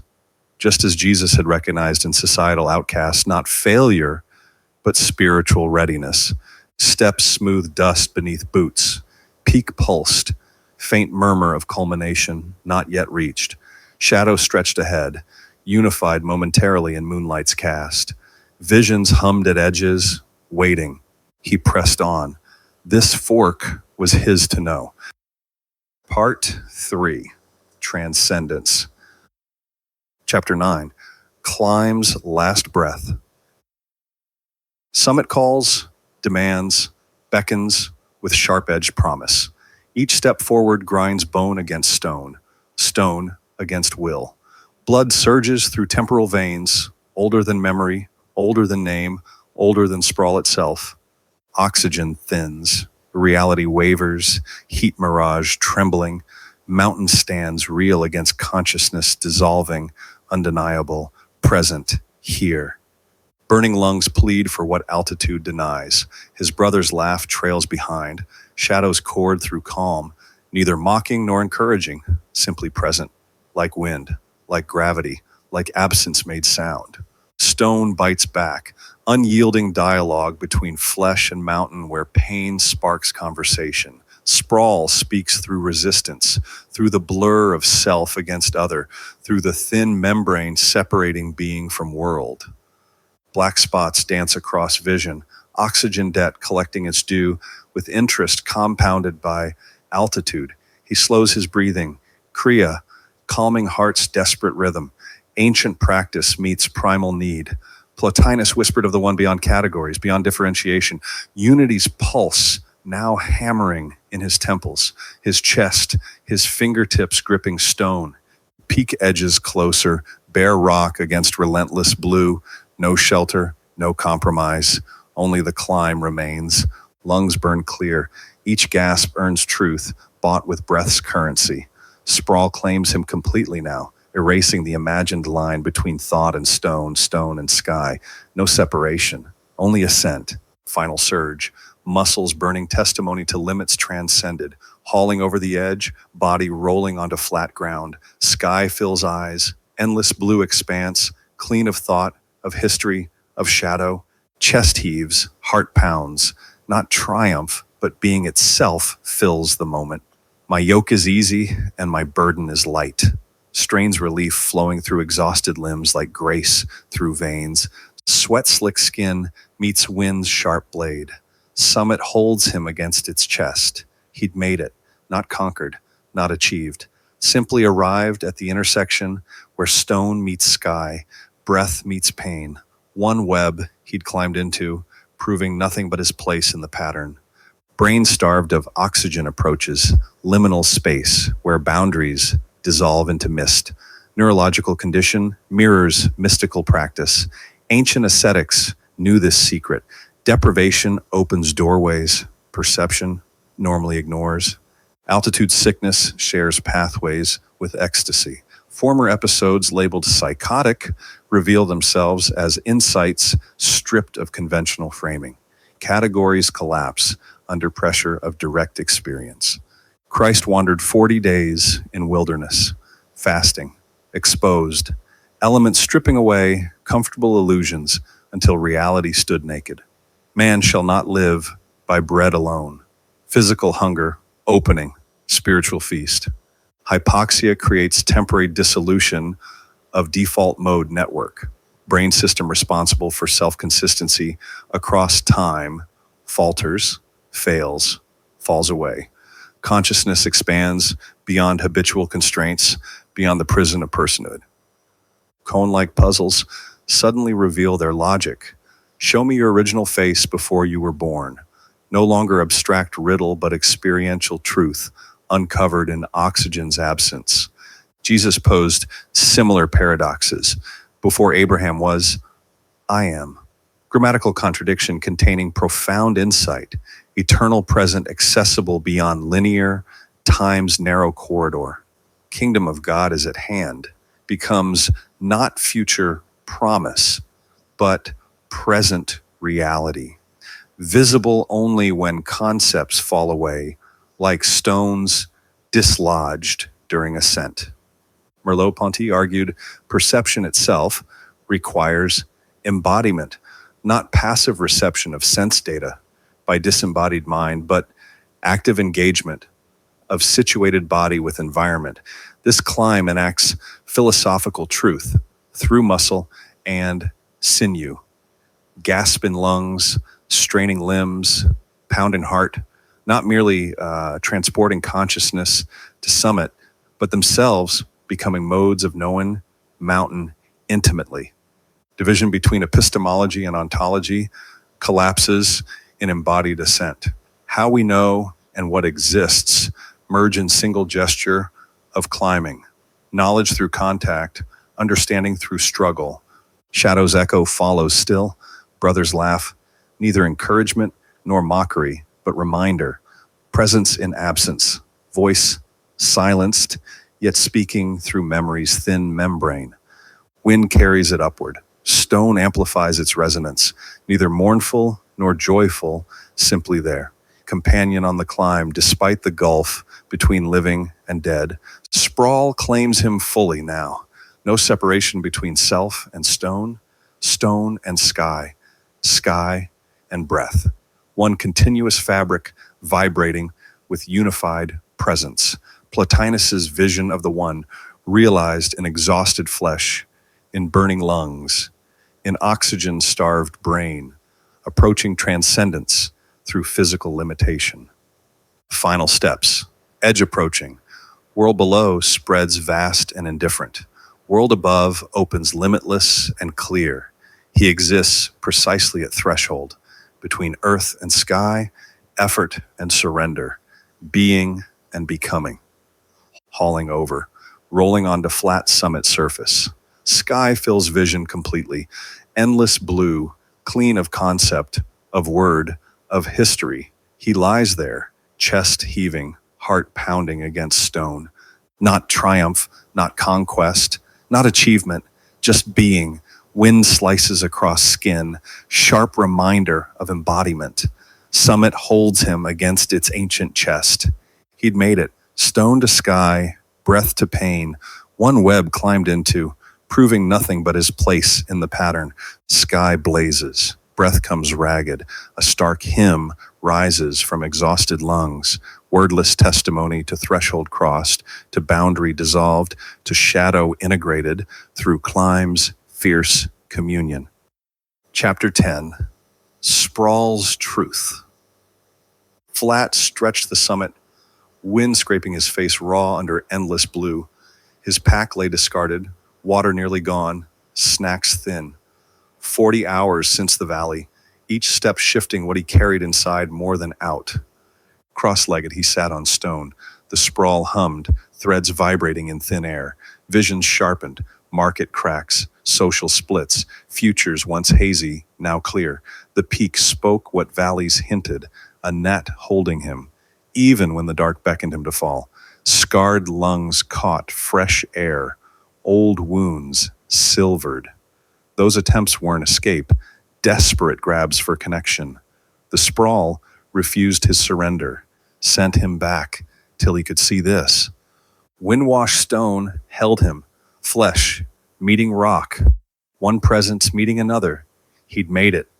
The sprawl sang clear, vision sharp as winter air, hands press stone, no gap now, self to mountain, mountain to sky, the peak filled, his brother's hollow, not replacing, completing, whole at last, summit air sliced through pretense. Here above tangled lives, clarity emerged not as escape, but immersion. Service to others, his forgotten pulse, beat against hollow ambitions.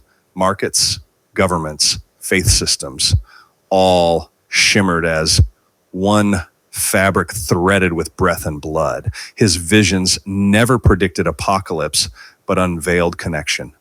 40 hours of Ascent had stripped away false divisions, psychiatric labels, bipolar, schizotypal, dissociative, dissolved into insufficient containers for consciousness that refused boundaries.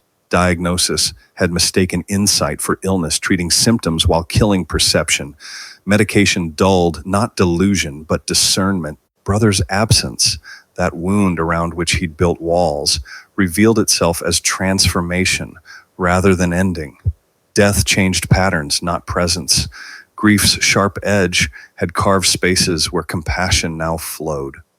Service to others filled these spaces not with distraction, but completion. Vibrating threads between all things hummed visibly now.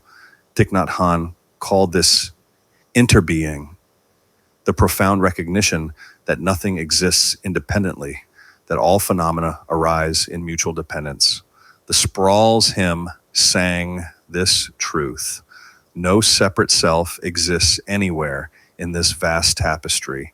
Systems emerged in his vision, economies, societies, ecologies, not as discrete institutions, but nested hierarchies of emergent order. Market crashes, social upheavals weren't supernatural prophecies, but natural perceptions of building tensions, just as animals sense earthquakes before instruments detect them. Breathing slowed as revelation deepened. His attempts at self-destruction emerged not as escape, but as misunderstood yearning for dissolution of false boundaries. The isolated ego, that fiction of separation, had become unbearable against the reality of connection. Suicide attempts, desperate lunges toward wholeness through the wrong door. Psychiatrists had called his visions pathological. Reality called them perceptive. Like Cassandra, cursed with foresight others couldn't comprehend, he'd carried the burden of seeing patterns before they fully manifested. Vision without language becomes madness. Language without vision becomes empty.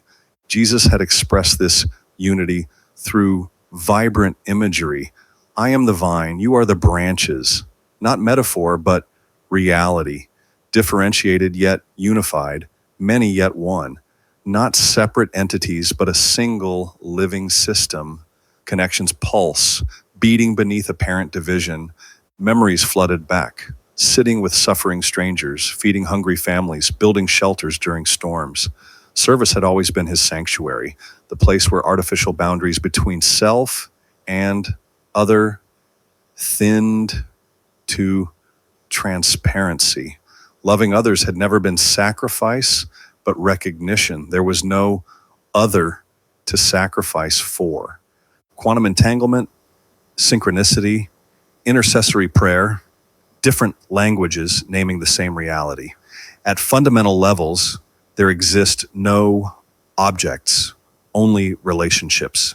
His brother's death had not removed him from this web, but changed the pattern, transformation rather than ending.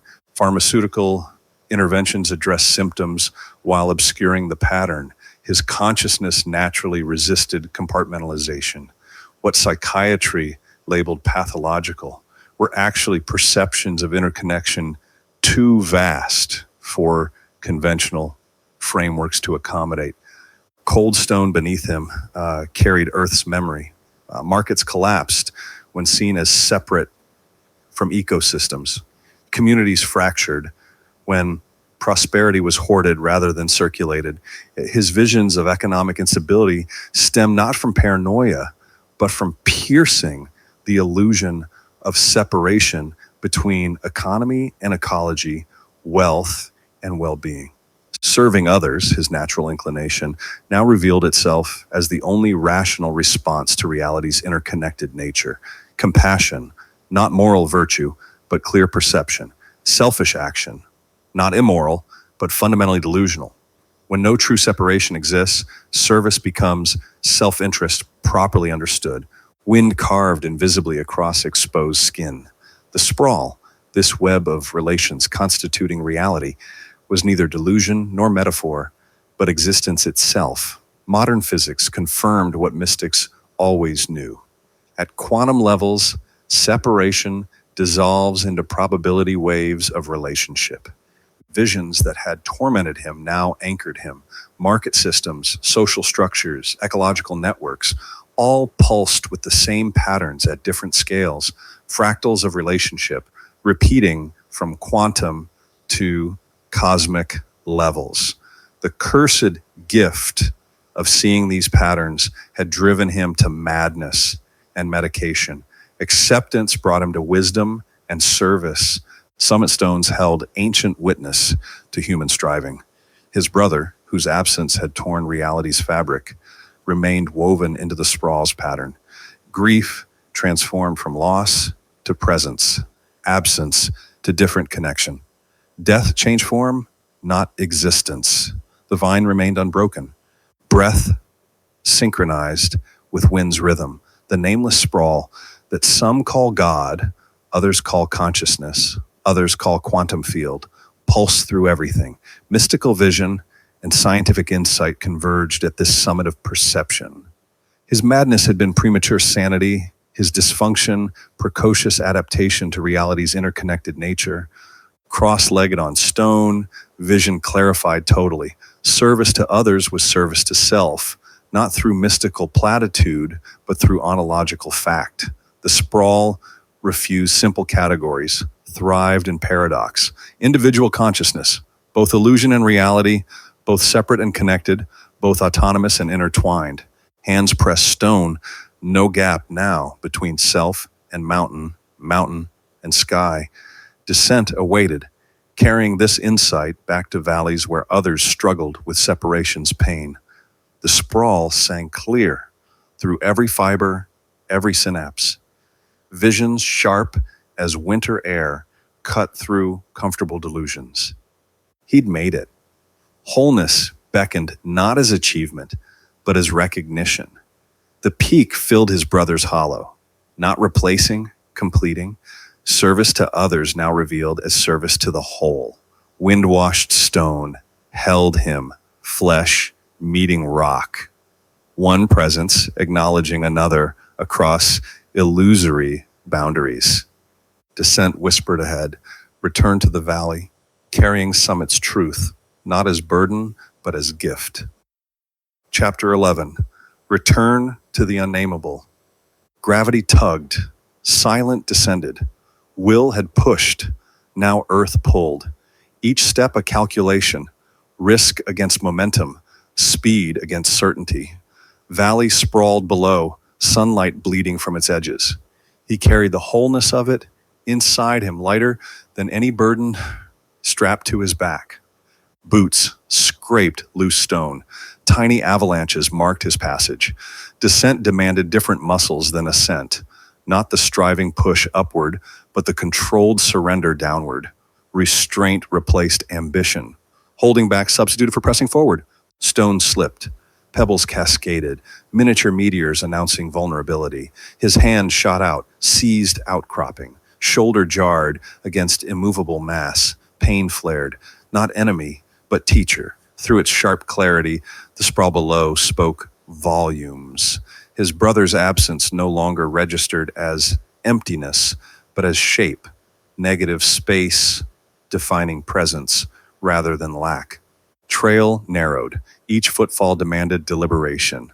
Rush dissolved into patience, haste into attention. Deep time asserted itself beneath fleeting urgency. This sprawl existed before him, would continue after. He entered its story mid-sentence, would exit mid-paragraph. Darkness approached. Finding suitable ledge, he unslung pack. Valley lights blurred into constellation below, human stars fixed in their orbits. Societal patterns revealed themselves, fault lines, corrections, compensations. Not chaos, but balance. Not disaster, but adjustment. Night fell complete. Stars emerged, indifferent witnesses to human striving. He unrolled sleeping gear on unforgiving stone, the mountain's final lesson for the day. Comfort wasn't the point, presence was. He loved small talks on meaning, conversations that circled life's core questions without pretending resolution. Those talks echoed now in silence. Scars on his hands caught starlight, silvered with significance, badges of past descents, markers of journeys completed. Mountain held him firmly, stone knowing flesh, flesh knowing stone. Connection transcended sight, operated in darkness beyond visual confirmation. We are islands in the sea, separate above, connected below. William James had written, the climb revealed these hidden connections, valley, peak, and sky, no longer split, but unified. The sprawl hummed soft beneath him, claiming him entire. He'd return changed, unable to unsee wholeness once glimpsed. Christ understood return's paradoxical nature. No one who puts a hand to the plow and looks back is fit for service in the kingdom of God. Return wasn't retreat, but transformation. The path itself altering the traveler. One never arrives the same person who departed. Morning would bring continuation. Descent completed, valley reached, yet journey unfinished. Transformation incomplete. Scars would continue collecting. Each one a story, each one a lesson. Pain would keep teaching if he remained student enough to learn. Sprawl waited below, patient as geology. Its patterns would resolve themselves at proper distance. Perspective gained through proximity lost through immersion. He'd carry mountain vision into valley dwelling, seeing connections where others noticed only separation. Sleep approached like forgiveness, unearned yet freely offered. His last waking thought, brother's absence shaped like presence. His first sleeping dream, stone speaking wisdom through bone and blood. Between consciousness and unconsciousness, between mountain and valley, between isolation and connection, truth resided in the between spaces. Gravity continued its patient work, pulling all things toward center. Boots would resume their scraping come dawn. Descent would continue, physical journey mirroring internal one. Return meant carrying mountain insights into valley existence. Harder work than any climb. Stars wheeled overhead, indifferent to human striving, yet somehow affirming it. Their cold light touched his scarred hands, lingered on weathered face. Mountain cradled him, stone to flesh, one knowing another in darkness beyond sight. Valley lights blurred into patterns below. Societal threads lingered, fault lines, corrections, not disaster, balance. Night asserted dominance, claiming landscape. He surrendered to it, not defeated, but accepting. Sleep approached like tide, inevitable, necessary. Morning would deliver him back, not unchanged, but transformed. Valley would receive him, not as stranger, but as translator. He'd speak mountain language to valley dwellers, bridge separate worlds. Connection existed beneath separation, hidden currents beneath visible distance.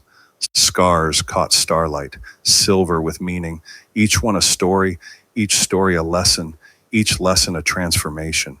Pain had been teacher, absence had been presence, descent had been revelation. The sprawl hummed soft, a truth claiming him whole. Part 4, Beyond Perception. Chapter 12, Dissolution of Boundaries. Cold snapped him from fitful sleep, stone beneath, sky above. No dreams came, or perhaps waking itself was dream, consciousness merely temporary eddy in being's flow. Spinoza's truth resonated. Parts of nature communicate with one another. Connection inevitable, separation illusion.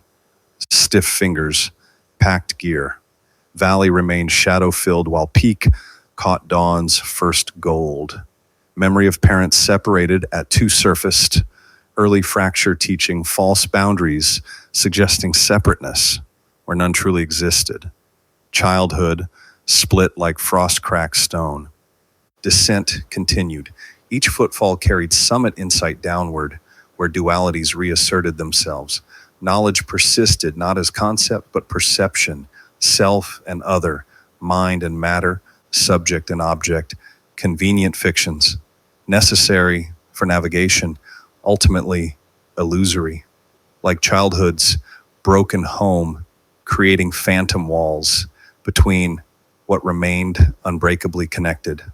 Morning air, bit lungs, breath visible, then gone. Temporary form yielding to formlessness. Gear-weighed shoulders, each item a tether to conventional existence. Pack straps, pressed reminders of separateness against flesh that knew better.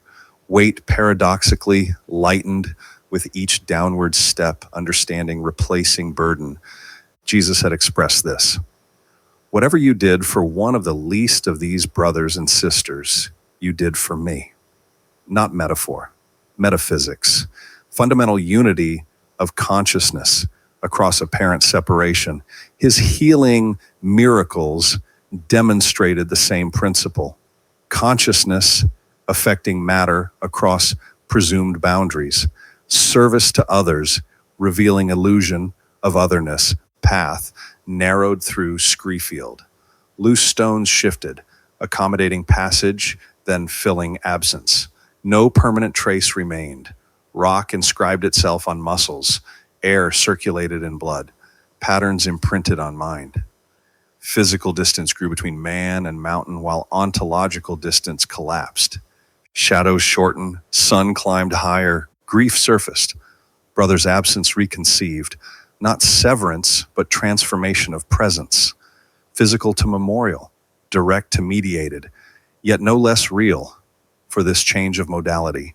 Grief itself revealed as love's continued presence, seeking new expression, refusing false boundary of death. Parents' separation at two, another grief, another boundary, falsely drawn across continuous being. Buber's distinction illuminated, mountain never object to conquer, but presence to encounter.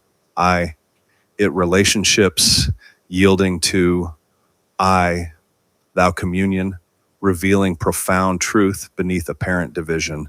Cold memory of childhood's fracture at two, artificial separation imposed upon unbreakable connection. Descent brought desert edge into view. Vegetation thickened. Life finding endless forms within apparent separateness. Birds called warnings of approach. Flight paths inscribed temporary geometries against blue canvas. Christ's words echoed, "Lo, I am with you always." Consciousness persisting beyond dissolution of form. Trail widened. First signs of human presence appeared. Cut logs, stone cairn. Civilization sensed before seen, a distant pulse through forest silence. Boundaries reasserting themselves with each downward step, yet knowledge remained. Having seen through division's illusion, impossible to fully believe it again. Morning cold yielded to day's warmth. Gear shifted against back, reminding of return to a world of apparent separation. Yet mountain's communion persisted. Stone's language translated into muscle memory. Sky's expanse folded into consciousness. Parent separation at two, childhood's first lesson in false boundaries, recontextualized within larger understanding. All divisions temporary, all separations illusory. Path curved through pine shadow, descent continued. Perspective shifted with each step down, peak receding, valley expanding. Both movement and stillness simultaneously true. Like child at two, witnessing separation, yet remaining whole within divided world. Spinoza's insight pulsed. Parts communicate despite apparent separation. Jesus' teaching resonated. Service to least is service to all. Mountain's lesson crystallized. Boundaries dissolve when directly perceived. Brother's absence transformed. Death as permeable membrane rather than absolute barrier. Desert open to first clearing. Distant sounds of water over stone. Civilization approached. World of named things and counted hours, of apparent separations and convenient boundaries. Knowledge of unity would be harder to maintain there, yet impossible to completely forget. Gear rattled with quickened descent. Body moved through space that was never truly other, crossing boundaries that existed only in thought. 2-year-old's perception of parental separation, earliest template of a false division, now recognized within greater pattern of illusory boundaries. Trail widened further. Human voices carried through trees. Descent continued into a world of apparent separation, carrying insight that no separation is absolute. Cold morning yielded to warm afternoon. Stone gave way to soil. Path emerged from wilderness into clearing. And all the while, boundaries continued their slow, inevitable dissolution. Chapter 13, Void at the Center. Widening gradually, trail welcomes first signatures of human presence. Paths multiply, branch, converge, concentric circles drawing inward toward civilization's pulse. Gravel announces itself beneath boots, each step a punctuation in Earth's ancient syntax. Sprawl hums differently here. Not wilderness's unconscious rhythm, but something translated, electrical systems and communication networks externalized into audible presence. Financial markets pulse invisibly overhead through satellite connections, sharing fundamental frequencies with geological shifts and cosmic expansion. Technology merely gives voice to what consciousness has always intuited. Reality, fundamentally relational, network-based, interconnected beyond conventional perception. Psychosis, if such clinical terminology applies, merely glimpses deeper integration normally filtered from awareness. Sprawl overwhelms precisely because education provides no framework for processing such raw perception. What if madness exists not as break with reality, but as excess of it? Consciousness drowning in significance too abundant for conventional expression, perception without adequate language. Spirit willing, flesh weak.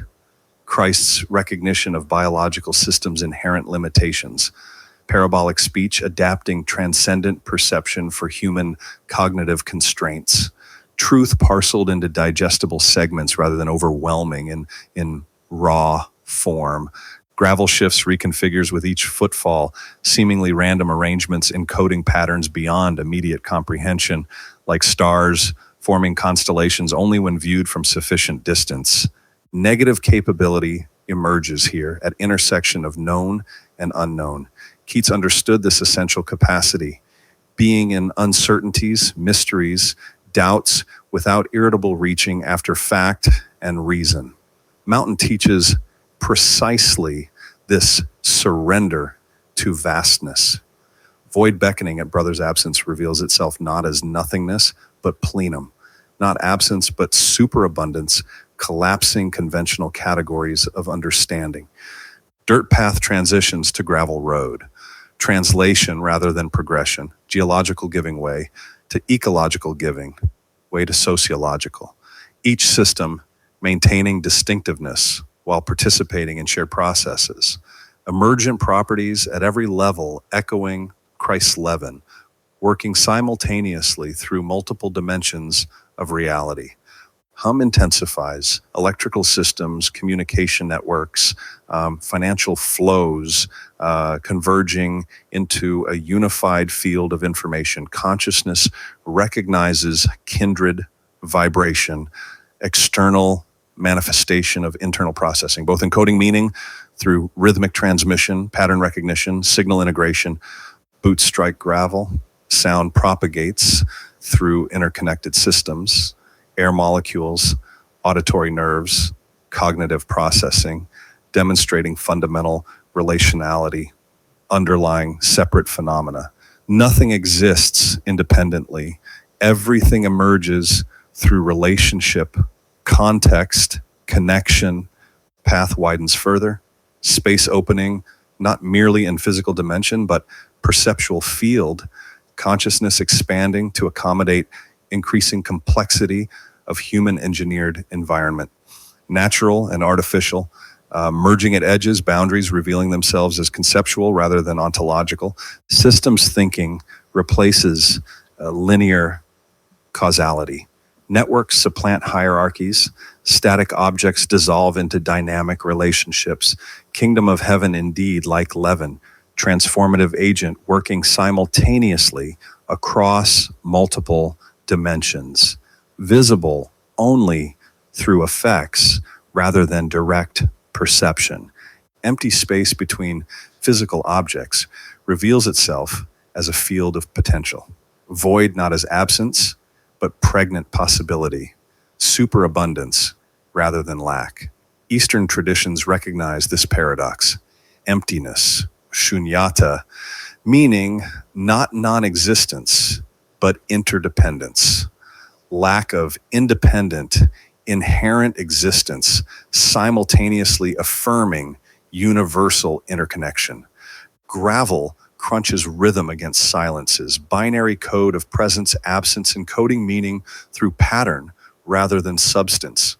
Information emerging from relationship rather than isolated elements. Tao unnamed remaining eternal precisely because reality exceeds all conceptualization. Wind moves invisible through branches, audible only through interaction, present only through effect. Christ's observation resonates. Wind blows wherever it pleases. You hear its sound, but cannot tell where it comes from or where it is going. So it is with everyone born of spirit. Spirit, like quantum reality, defying conventional categories of location and trajectory.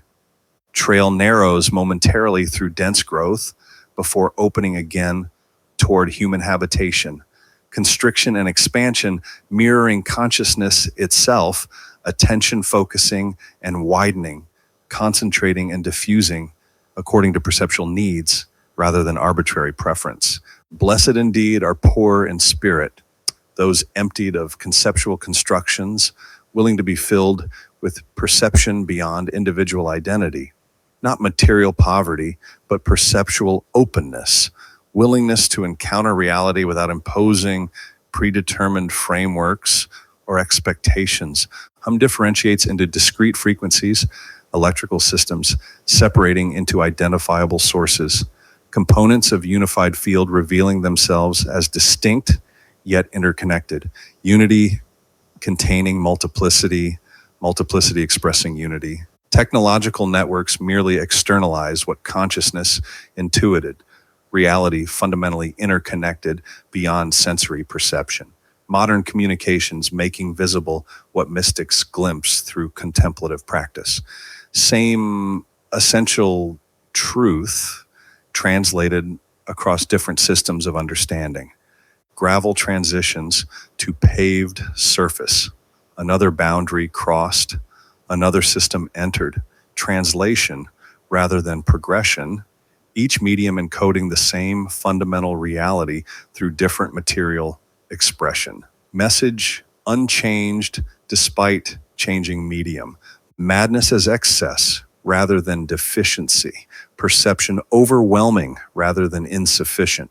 Too much reality rather than too little.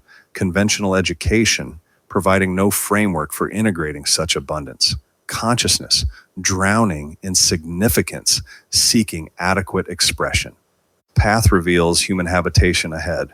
Transition imminent between wilderness and civilization, though fundamental processes remain unchanged.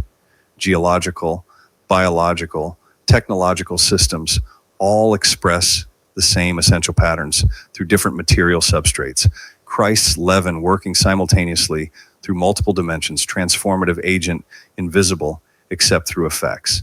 Negative capability emerges as essential survival trait.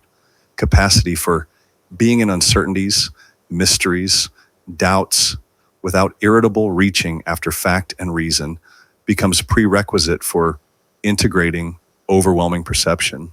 Mountain teaches precisely this surrender to vastness beyond conceptual containment. Electrical hum carries information, encoded meaning transmitted through vibrational patterns. Consciousness recognizes kindred process, internal thoughts transmitted through neurological frequencies. External networks mirroring internal ones, macrocosm reflecting microcosm. Void at brother's absence reveals itself not as emptiness, but fullness, too abundant for conventional perception. Not nothingness, but plenum, overwhelming established categories. Paradoxical nature of reality asserting itself through apparent contradiction. Boots strike rhythmic pattern against gravel, percussive code communicating presence through sound, information emerging through relationship between impact and surface, movement and resistance, action and reaction. Spirit willing indeed, yet flesh constrains. Biological systems imposing limitations on transcendent perception. Parabolic speech, necessary adaptation for human cognitive boundaries. Truth presented in digestible segments rather than overwhelming raw form. Trail widens toward final approach. Civilization's perimeter now visible through thinning trees. Transition imminent between systems, translation between languages of being. Hum resolves into distinguishable components: electrical systems, communication networks, transportation infrastructure, unified field differentiating into identifiable frequencies while maintaining essential interconnection. Consciousness sways between perception modes, individual identity dissolving into relational field, then reforming. Boundaries between self and environment revealing themselves as permeable, contextual, rather than absolute. Path delivers to threshold between wilderness and civilization, emptiness and form, individual and collective. Negative capability sustains through transition, capacity for being in uncertainties without grasping after premature resolution. Reality fundamentally relational, network-based, interconnected beyond conventional categories.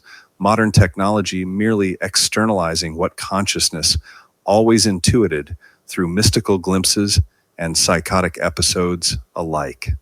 Void at center reveals itself not as absence, but superabundance, not emptiness, but fullness exceeding categorical containment, paradox at heart of existence, both and rather than either or. Trailhead looms, perception sways between systems, translation ongoing, spirit willing, yet flesh constrained. Void pulses, not with emptiness, but with excess, beyond expression. Chapter 14, Beyond the Mountain. Trailhead emerged, familiar yet foreign, transformed not by physical mutation, but perception shift. Mountain catalyzed metamorphosis, rendering known sights strange. Parking lot revealed itself, no mere anthropogenic scar, but node within vast network of human movement, patterns of arrival, departure, temporary settlement, metal vessels awaiting return to motion, consciousness pooled, then dispersed across asphalt. Trash scattered near bins spoke not of carelessness, but transition. Material caught between ordered states, plastic drifting toward future forms, paper returning to pulp, aluminum suspended between utility and reclamation. Each discarded item marking points along transformation's continuum. Hikers passed, bodies moving as expressions of consciousness, briefly individuated from common source, separate yet connected, distinct yet unified, their footfalls echoing his own journey's rhythm, movement as meditation, path as prayer.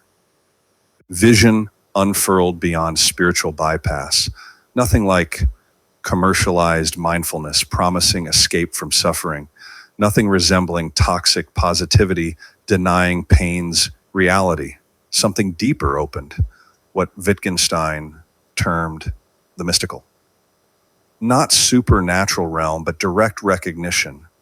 World, simultaneously complete, yet exceeding articulation. Reality, both obvious and ineffable. Christ's teaching pulsed through this perception. The kingdom of God is within you, no distant heaven, but immanent reality awaiting transformed consciousness. Beatitudes clarified themselves, not moral prescriptions, but descriptions of awakened sight. Meek inheriting earth, not through conquest, but through recognizing inseparability from it. Pain persisted. Brother's absence remained raw wound. Scars still visible on flesh, spirit. Economic fractures continued their approach. Social fabric unwound at predictable seams, yet context transfigured these facts without diminishing them. Crucifixion paradox manifested. Apparent devastation containing resurrection seed. Suffering transformed, though not eliminated. Path revealed within obstacle. Unless a grain of wheat falls into earth and dies, it remains a single grain. If it dies, bears much fruit. Brother's death, his own failed exits from life, not mere endings, but necessary dissolution preceding emergence. Questions remained: how to live with this perception in a world that pathologized it. But openness itself became answer. Christ had offered faith rather than certainty, trust in underlying pattern rather than fixed knowledge. Consider the lilies of the field, whispered not escapism, but alignment recognition. Consciousness flowing with deeper currents naturally finds expression. Hum continued. Economic rhythms pulsed, social patterns shifted, ecological systems adapted. Perception of sprawl remained, but no longer threatened to overwhelm. Mountain taught containment of vastness within particular, universal expressed through specific, infinity manifesting in finite. Kingdom of heaven is like mustard seed, infinite contained within minute. Brother's laugh echoed once more. Neither memory nor hallucination, but recognition that consciousness transcends categories designed to contain it. I am the resurrection and the life. Not sectarian claim, but universal truth about consciousness continuing beyond apparent death. Vehicle weighted. Metal sun hot against palm. Technology participating in same system, producing mountains and mines, belonging to sprawl's vast interconnection. Engine ignited. Road appeared. Consciousness perceived itself through him, through stone, through all phenomena arising and passing. I and the Father are one, not exclusive divinity, but recognition of individual consciousness participating in universal awareness. Tat tvam asi, that thou art. Direct perception rather than mystical claim. Mountain diminished in rearview mirror, yet expanded in significance. Neither conquered nor conqueror, but participant in being's dance. First shall be last, and last shall be first. Hierarchy dissolving into circle, linearity yielding to simultaneity. Road unfolded ahead, not leading away from truth, but expressing it with every mile. Engine hummed, wheels turned, journey continued beyond resolution, beyond conclusion, beyond mountain. Epilogue, the silent whole. Between visible and invisible, being unfolds. Not substance, not void, ground from which both emerge. Time ripples as concentric circles from stone to still water. Each moment contains all moments. Each point centers an infinite sphere. Logos speaks reality into being, continuous utterance, not distant command. Before Abraham was, I am. Christ's collapse of time revealing eternal present. Here hums the sprawl's deepest vibration. 0 point field to physicists, divine ground to mystics, kingdom to Jesus. Ordinary life transfigured inwardly. Markets, streets, relationships flow through him. Engaged, non-attachment. Immersion without identification. Action without actor.